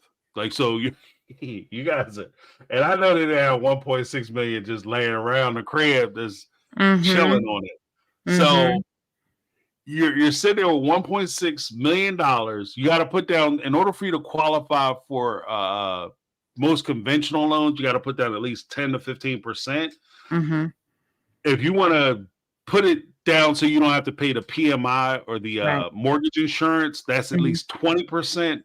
Mhm. That's insane. There's no way they had that money, that kind No. of money just laying around. So what I suspect, because that would have been about close to $800,000, somewhere around there. Okay. So if you guys didn't have that money, so what they most likely did was they took out an adjustable rate mortgage, which would have had a term life of maybe anywhere from 5 to 7 years, depending on the rate. And at the end of that mortgage, like the whole time while you're doing adjustable rate mortgage, this would be a mortgage that most people, for those who are not aware, this is the type of mortgage that investors would use. So every mortgage has a purpose and a plan. Typically, if you're buying a home, you want to try to get into what's called a conventional or traditional mortgage, where you would pay the same amount over the course of a 15-year, 20-year, or 30-year term. And you'll pay that same amount. The only reason why your mortgage will go up is because the insurance is increased or your taxes have increased or decreased. They've gone up. That's the only way your mortgage goes up. That's what, most people would suggest. Then you have what's called an adjustable rate mortgage. There's many different programs, but then you have what's called like the adjustable rate line of mortgages, where this is what is often termed as a balloon mortgage, where it's based on, you put down a smaller down payment, and throughout the term of the loan, you're paying the interest on the home. So if the interest rate is really, really low, like 0% or 2%, then you're paying that interest. If the interest rates, for goodness gracious, go up, then you're paying a higher interest rate. But at the end of that term for the adjustable rate mortgage, you haven't paid any principal. So if you borrowed $400,000 to buy that home, Mm-hmm. right? You've only paid interest throughout the entire time you've been in that home. So at the end of that term, you have to come up either with a new loan Mm-hmm. or you have to come up with the cash or the Yeah. bank gets your house. And I Yeah. think that's what they fell into. Like you said, I think they were looking at it saying to themselves, we're making this good money. And if everything goes well, Sister Wife's Closet takes off, our, MLMs take off, we're going to be millionaires. We'll be able to just pay that money right out. So when the term comes up, then it's done. The reason why I say is that for investors, just to complete the thought, the reason why it's for investors is because if I'm purchasing a home that I plan on selling, flipping, or turning right around, then I don't want to put a whole bunch of money into the house so that I can buy the house and it's just equity just sitting there. Yeah. I want to be able to have that working capital so that I'm able to invest in repairing the home and putting the home to market so that I can sell the home for a profit. And so in that case, I have friends who do they were doing the whole flipping stuff and even buying and renting properties. But when you do that, you only want to make about 4 payments on top. Like you only make about 4 or 5 months you have that house and you want to get it right back out. So you want to have your construction guys show up, do what they need to do, flip it around, the interior decorators come in, design the house, decorate it, and you want to put it on the market and get that house closed out as quickly as possible.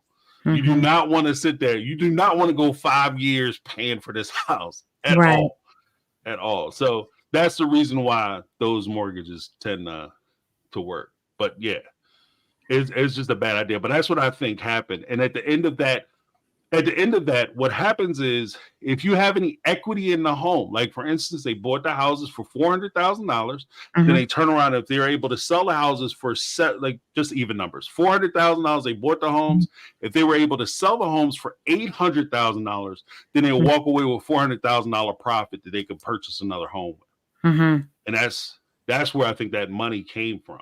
Yeah. Because the numbers didn't make sense when they were talking about like how much money they got out of the house unless they were doing the arms. That's why I suspect that. Can't prove it, but I remember reading somewhere. I think they all made about 100,000. They expected to make a lot more than that, except for I remember the first one that sold was Robyn's, and that one made more money, which is why they kind of held out on the other ones. But then they all made about 100,000. Hers made more. But I swear I had heard at one point that they took out a $70,000 second mortgage on that house to pay for Dayton's medical expenses. Right.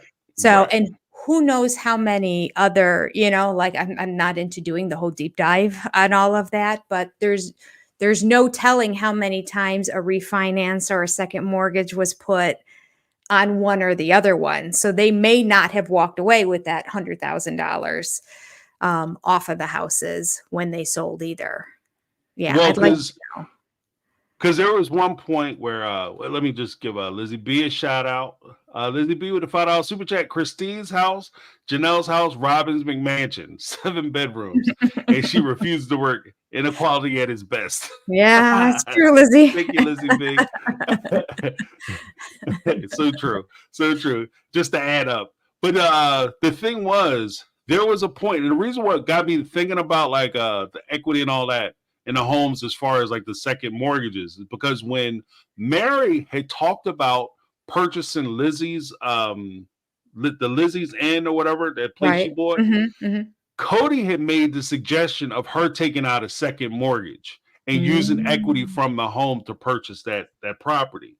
So that once she said that, I was like, okay, they're aware of it. Yeah. This is a familiar thing here. right. They've been down this street before. Yeah. Like I was hoping they didn't know anything about it because it's a great way. Like if you don't have the money to repay, it's a great way for them to take your house.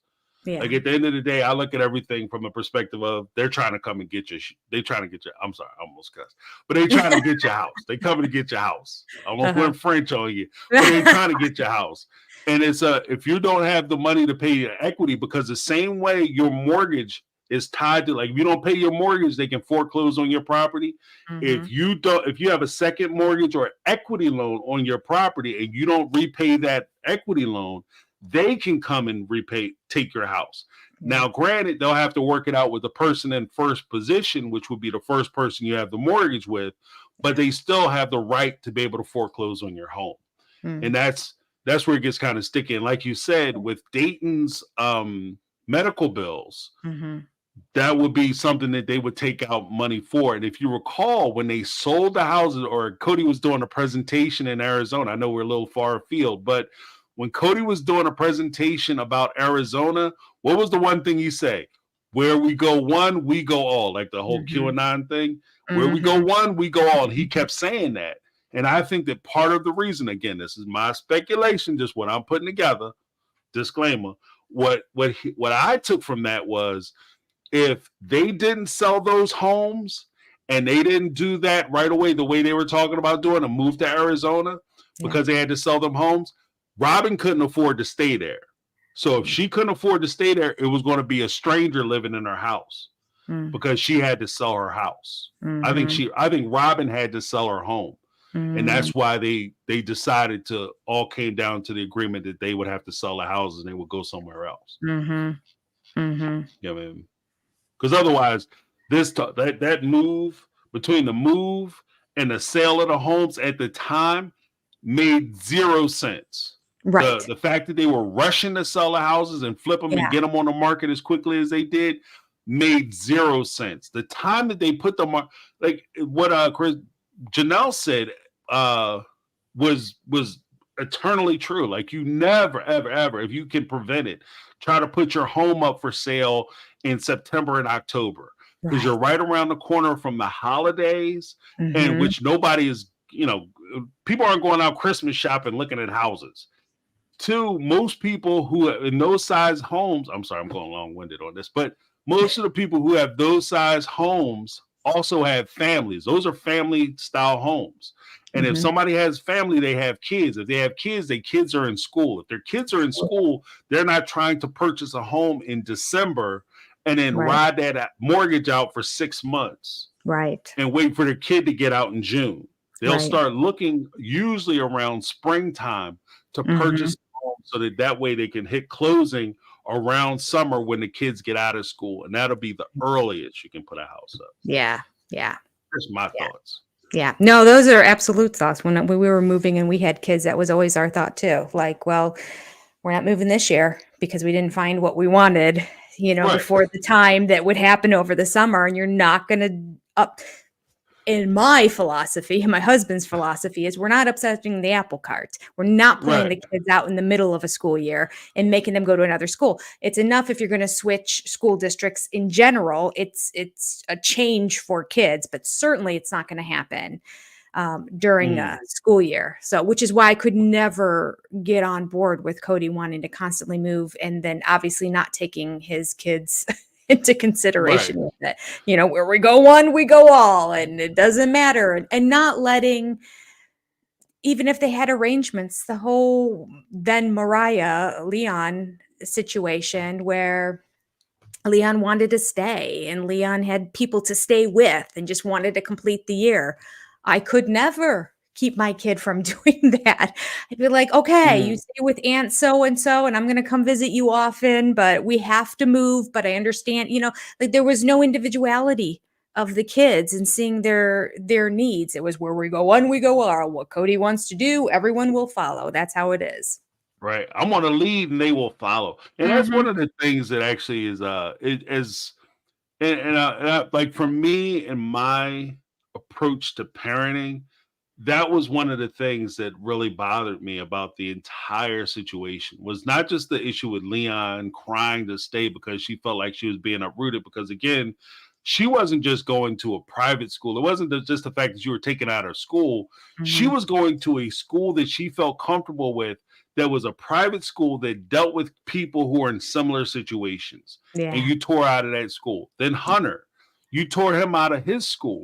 And he was off track for at least a year, 2 years. And it took him a little while to get himself readjusted. Then as soon as you get, I'm about to say it's not Garrison. As soon as you get Gabriel, he gets set up and he's excited about school. He's in a sport. He has lots of friends. He has a whole girlfriend and everything else. His life is going the way he wants it to go. You rip him out of school, as well as Gwendolyn, who is running for ran for and won school government association, SGA.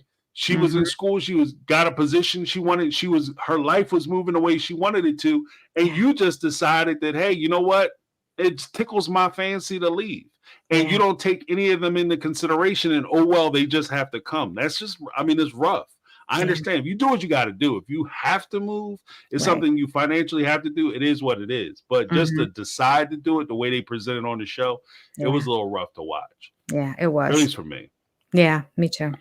Yeah. Oh, what's this? Oh, 80, 31.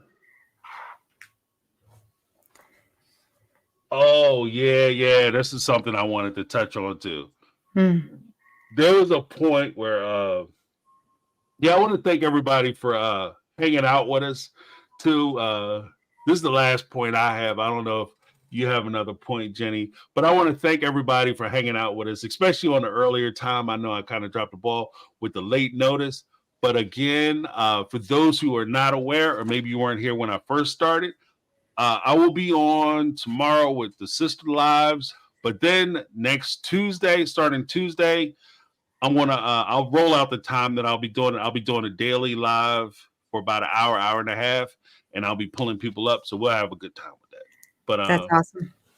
Yeah, we'll be talking about some crazy stuff. It's gonna be insane. But the thing I wanted to bring up is, for those who may remember, Robyn has always held out that she was the bee's knees. She was highly sought after.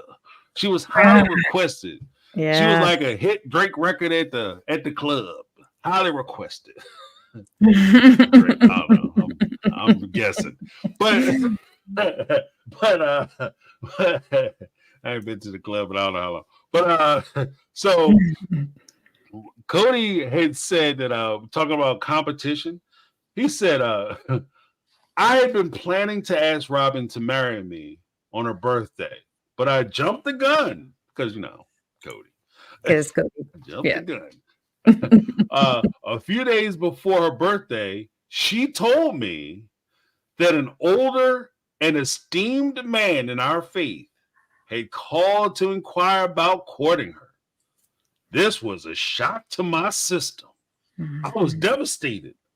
I didn't have the money to marry and support Robyn, but I knew that I would have to find a way, even though Robyn told me the man she knew where she belonged. I guess she told the man she knew where she belonged. I was still shaking. The next day, Robyn and I drove back on Thanksgiving point. As we sat there talking, I was overcome with what I believe was God's spirit. God's spirit, once again. All right, that's what you want to call it. Garrison, we'll call it. Yeah, that's what we'll call it. We'll call it the spirit. If you want to blaspheme, that's she's right. But before, not on the Sabbath, sucker. The devil is a lie. Before I knew what I was doing, I took her hand and asked her to marry me. Now, I guess I do have one more point after this. I'm sorry. I wasn't honest. I got a bonus point. But what do you think about him saying that, I guess an esteemed member of the church, older esteemed member of the church, had started inquiring about courting her? I don't know if I believe it.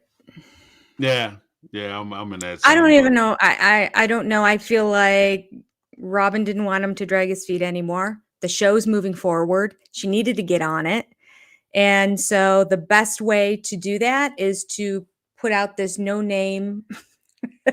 There's somebody significant in the church who's been expressing an interest in me, just so you know. Like, I told him, I think that I want you, but I just want you to know. Like, why does she need to tell him that? There was no reason to tell him that other than to be, I don't know, just show her insecurity and that, or to get him to just push forward and do the proposal after all, because she claims, as you read through this book, and again, there's no timeline, so it's really kind of hard to know exactly how long everything is, but she made it sound like she really wasn't falling in love with Cody until kind of the very end, and then it was starting to like, oh yeah, okay, whatever.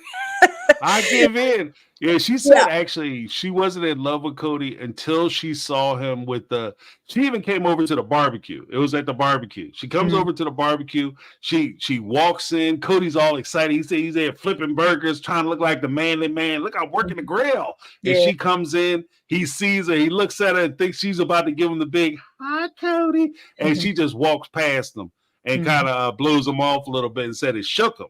You know what I mean? Yeah. Because she was playing hard to get, but she didn't fall in love with him until the kids. Janelle went up to Wyoming and picked the kids up from his parents' house, brought them back. And then when they came in, he's all hugging them and they were excited to see each other.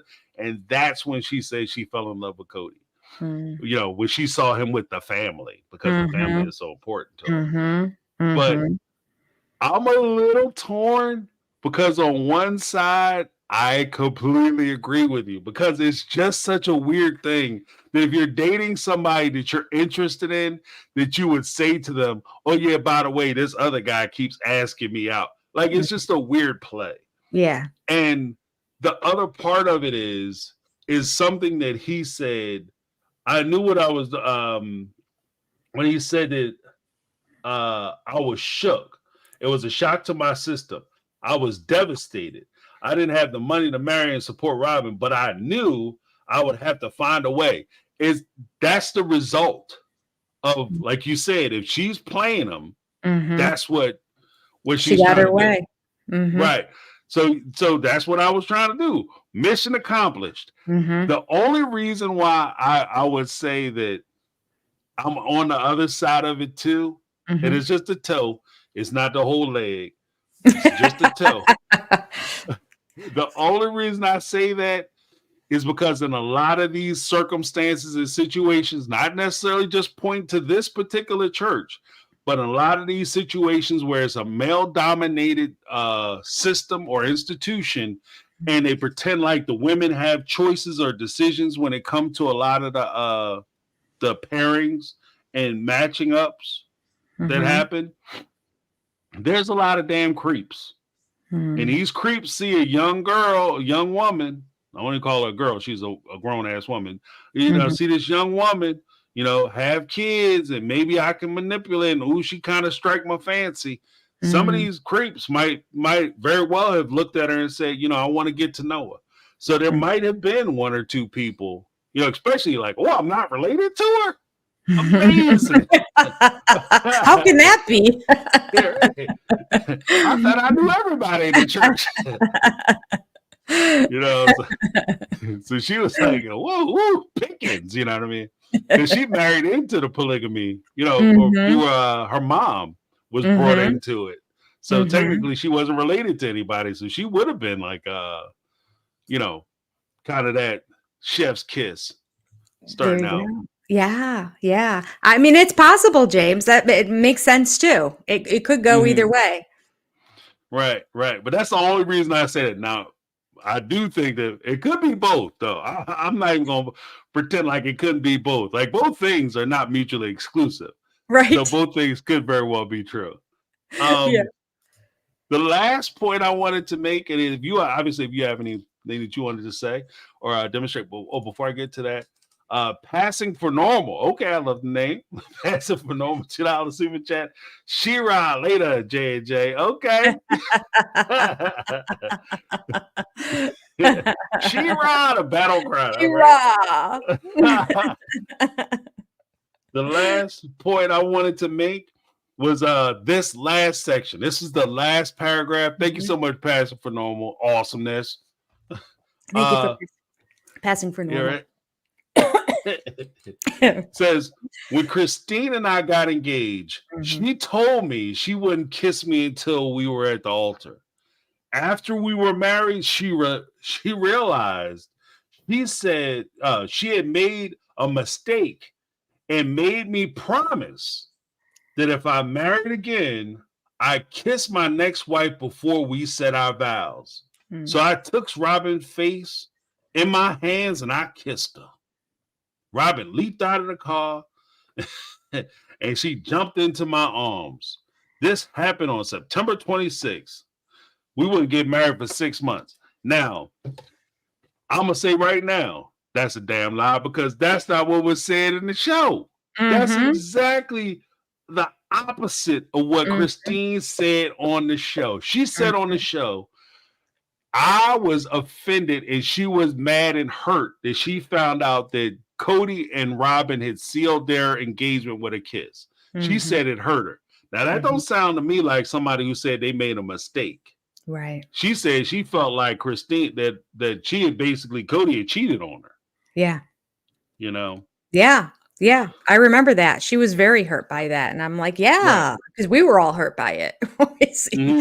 Him with her. And then the book, again, just like you, I've just read this too. And I'm like, did he really write that? I wonder, I really would love to know the conversation between Christine and Cody when she read this. Right. Yeah, you know, Or maybe she was so stuck on the nacho thing that she didn't have a chance to address this. She didn't get to that page. She didn't get that page. She's like, I'm closing this book. I'm done with it. If I keep reading this book, we getting divorced. You know, I'm making life choices. And that was one of the things, like the idea of that, like I get what Christine was feeling because she felt as though, in Christine's position, she felt that if he did that, he was stepping outside of his marriage and his commitment to the family. And she felt very strong about it. And it's weird to me. One of the things that is a little telling, I guess it happens, but it would just be a red flag for me, would be that Cody is saying what Christine is thinking, and he's expecting her to go along with his perception of what makes him sound good, because this is what made him sound good. It was so romantic. We pulled in, and you know, I got pressured into asking her to marry me, and I did that, and I kissed her, and then she jumped for joy. She jumped in my arms, and it was just like a movie. And you expect Christine to go along with your story, but she absolutely wouldn't. And I think that is kind of one of the weird nuances of what happened within the family. Yeah, I what I would do for a second book, for them to go back and do this again now. But that's one of the most blatant lies because of how emotionally hurt she seemed when she found out. And she said that it's cheating on your wife is what it is. So you don't kiss a married woman, you know, or you don't kiss a married man. It's considered complete cheating in our culture. And because she made sure that she respected that, I think that's probably why it hurt that much more. It's that there was no respect for her in that. And that Cody knew. He's had 3 wives before. He knows the rules. He just breaks them all. And he got away with it for so long that he probably thought he was still going to do it. But like, yeah, this book was probably a big part of the demise of Cody too. Because he really presented himself pretty like happy-go-lucky, just kind of the goofy dad that likes to play with the kids. And so, you know, you were kind of like, you know, he's kind of weird, but whatever. You know, he didn't seem... This book was the first time you really got to read what he was thinking throughout all of this. And it's just making him look terrible. Right. And it's just a bad look. I want to say, get well soon to Kathy Ferran, broke her foot. Hope you feel better. Sorry, Kathy. She's out. So you have a good night, Kathy. But I 100% agree. I think that like sometimes there's a time for you to be honest, and there's just a time for you to hire a publicist. And my man should have hired a PR representative, or he should have hired a professional to read through this book, because this book makes him look terrible. Because it screams that you don't pay attention to the needs and desires of your partner, or in his case, partners. Because if you would have had a conversation with Christine, and one of the things that, again, this is just my machinations or my imagination, my theory on polygamy. In order for it to work, you have to create an environment. This is where it is very difficult for me. You have to create an environment for these ladies where they can feel safe and secure in their relationship. They have to have an ultimate security in their relationship to allow you to be able to freely move between each one of these ladies and their homes or their places and wherever they're staying or whatever. And he hasn't done that. The biggest failure was Christine, Mary, and Janelle didn't feel secure in themselves and in their relationship before you started bringing in this other woman. And it didn't matter. Like it hurts more because she's younger and all that. But ultimately, that wouldn't even have made much of a difference because you could have brought in a woman that was 10 years their senior. If they didn't feel comfortable in the relationship, then it's going to create problems. It's just going to create problems. And in the little things that are going to hurt, like I said, the little dishonesties, the little lies, the little secrets, and those kind of things will destroy any relationship, but especially these kind of relationships because they're ultimately hinged, and their foundation has to be on a place of complete honesty and complete transparency. If he's going out and you plan on marrying somebody and you plan on proposing, you should have had a conversation with your wives and told them, tonight is the night. I'm proposing tonight, and this is something I'm doing. I'm asking her to join the family. And Cody's response, I can see him saying, as he did with the dress, this is my decision because it's my wedding. But bro, it's not your wedding if you have 3 other partners. And that's kind of where it is because you're not marrying her. You're bringing her into the family. You're bringing her into the partnership. So I have a say. And so I should be apprised of any changes to the partnership. You know what I mean? Especially my cut. Like if it's going to affect my cut, I should have a say. Like this is a business. I'm going to bring in 4 more people and we're going to split the money up 4 more ways. No, we're not. You can split your share up 4 more ways. So his impulsivity and immaturity is just forefront throughout the season and throughout the book. Like it is just constant that he just shoots from the hip and does what he wants. His selfishness is overwhelming. Especially to be in a polygamous relationship. That's the ironic part about it. You have to be one of the most selfless people to be able to give and try to make things fair and to make it equal and right. But he just saw himself as the ultimate patriarch and that everybody else would fall in line. Right. And even with the idea of the patriarch, you know, one of the challenges that I have even with that notion is that if you're going to hold yourself out to be the leader, then too many people, when they hear leader, they hear Lord and master. They don't hear, like in my mind, if you're going to be a leader of these group of people, then you have to put these group of people ahead of you. And if there's something like if there's a puddle in the road, you have to be willing to lay yourself across that puddle so that the people who follow you can traverse this obstacle safely and securely. And in this particular case, the failure came in not because these women didn't know what they were doing and the jealousy. They let jealousy take in. And somebody wrote earlier the cloak of charity wasn't in place. It didn't work. Because he didn't make the sacrifices that were necessary for these ladies to feel comfortable with themselves, secure with themselves, and feel fulfilled enough in these relationships. Because that's the big part to me, that they have to be able to feel fulfilled enough in these relationships that they can allow your other relationships to blossom. And part of the reason why I choose to be a monogamous is because I don't see a pathway where I can make multiple people feel secure, safe, and fulfilled in a relationship if I'm splitting my time amongst multiple people. And that's where I just struggle. So I'm not saying it's impossible. I'm just saying I can't do it. You know? I was listening this week to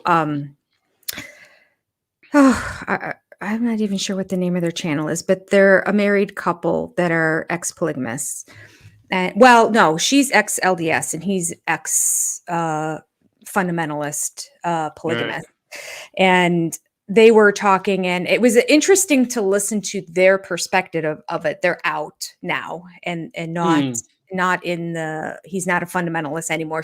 I think she's not even in the LDS church anymore. I think now they're a Christian. It doesn't matter. But being out from what they were in, they had an interesting perspective. And she was saying, if you truly are going to live in a polygamous family, there does have to be a patriarch. I don't know if you can hear that. My cats are trying to open the door. In the door handle. Let us in. They're like, let's in. It's feeding time. It's past feeding time. And I understood and could appreciate what she was saying. The concept being there needs to be order. There needs to be rules. We're going to have this many people, and we are going to have to share. So you not only have to be a person with a compassionate heart and to understand how to live a life making things equal, but you do have to have the person that makes the final say. The key is it has to be a good person. Right. And that's where it all falls down, and it's all going to crumble from above, and we're all flawed. So how do you get that person? Like the ideal of it makes sense on paper, but the reality is we're all flawed people. And then that person up there, and you get a narcissist up there, it's even worse. In terms of doing it. So I found that interesting because I'm so anti-patriarch when I hear the word, but I just wanted to throw that out there because it kind of made me think this week. And I like it when people kind of challenge my thinking, especially when I feel like this is bad, and they're like, well, wait a minute. You're like, this is why it is set up the way it is, even though they don't agree with it and they left it. They had a very good, intelligent way of presenting this is the structure and why patriarchy is the only way if you're going to be in polygamy. Because there just needs to be a leader. And Cody would waffle between, I'm the patriarch and I don't want to deal with anything. I can't handle this. You wives handle it and you wives figure it out. And then he's the patriarch again. And so his inability to have stability in their family was a large part of where the mess and the breakdown all came about, because there's no security in any of that.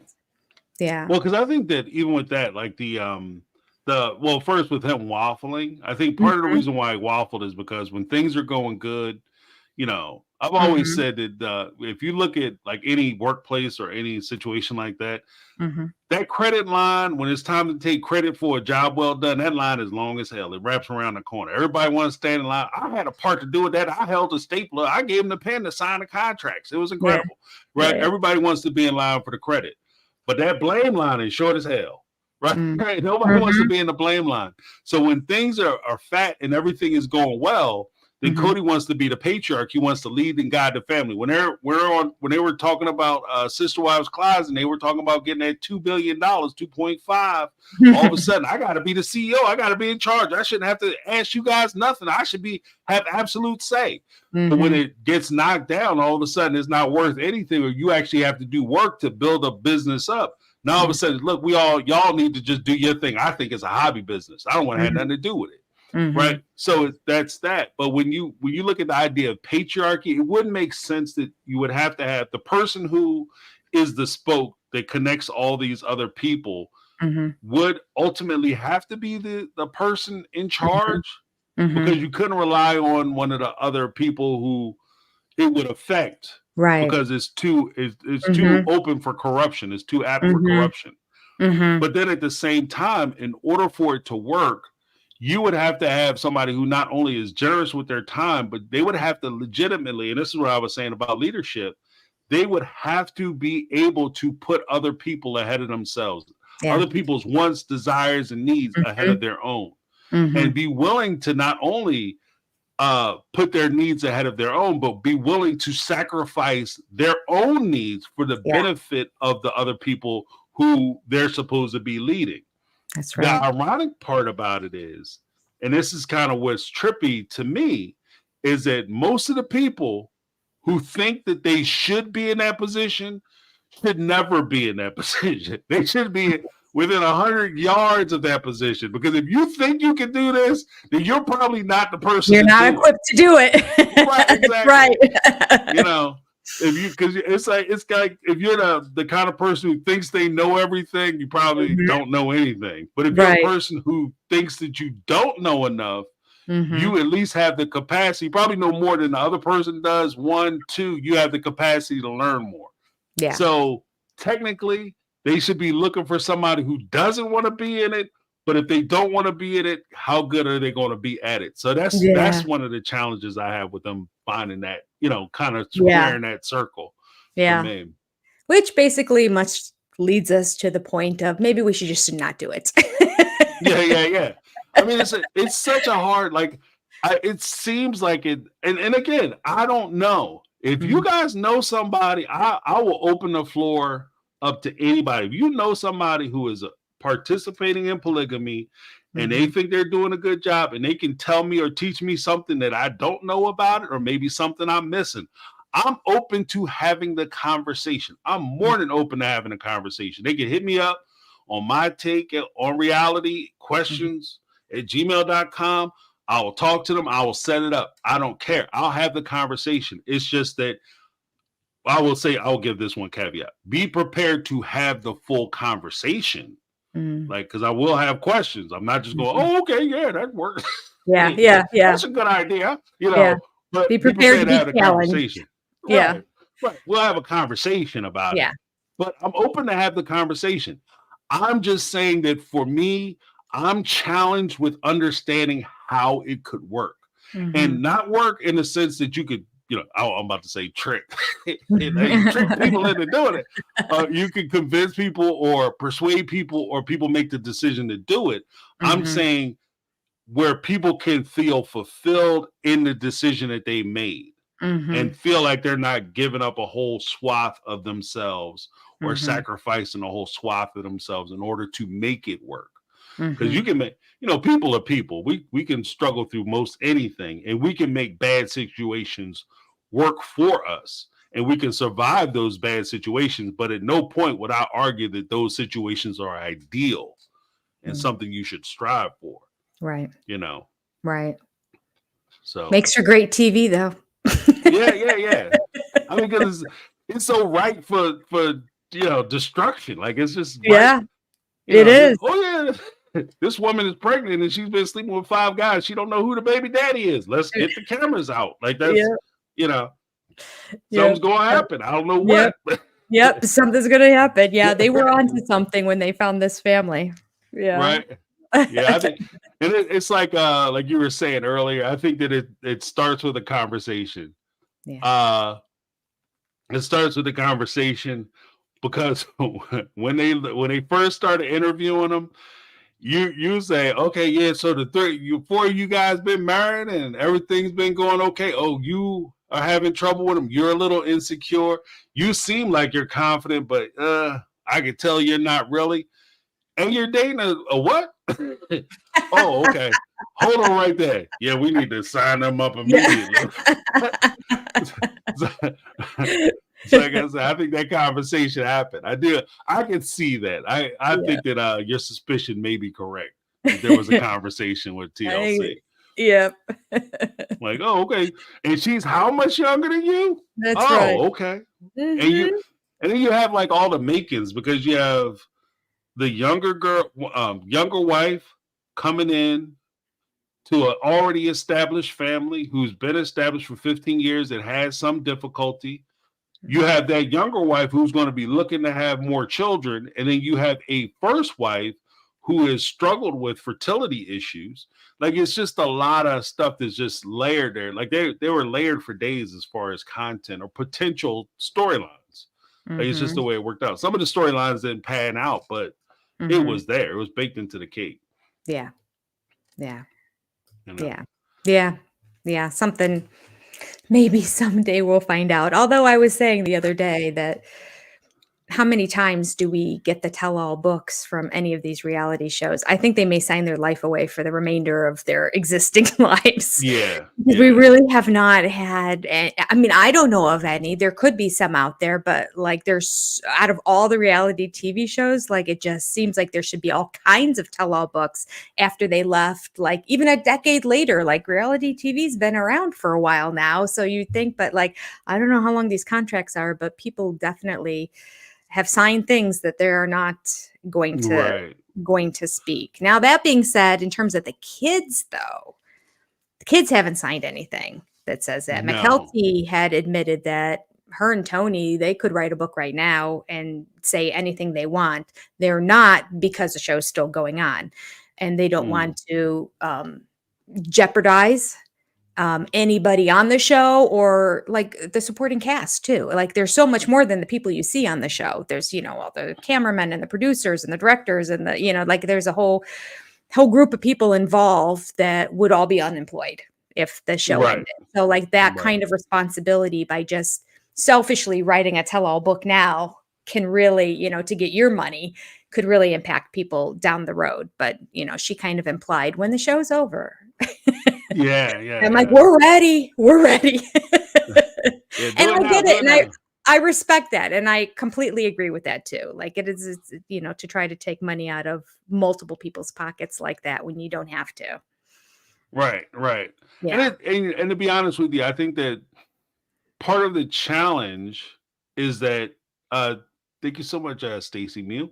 Part of the challenge is that you could, like, as a co-cast member or subcast member, they could come in and torch the show.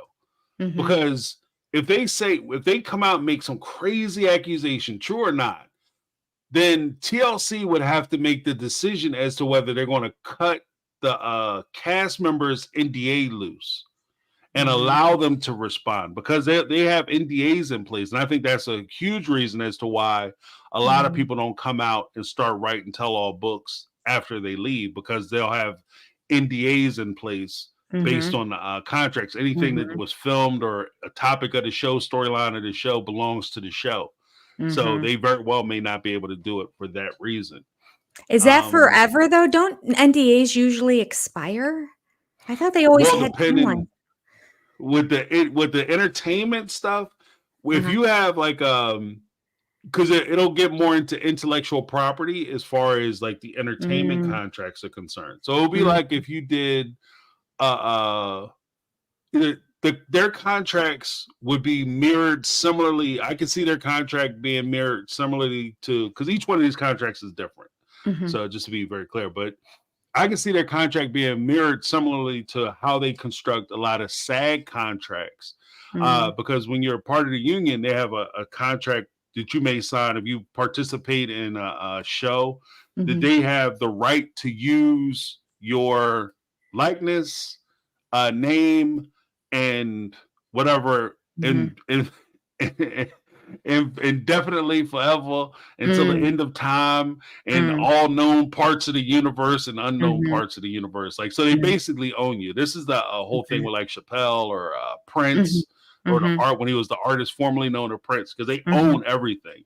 And so I can see them doing that as far as the storyline is concerned. So if they have some kind of story that they want to tell that has nothing to do with the show, that was never filmed or talked about on the show, that might give them some room to talk about it.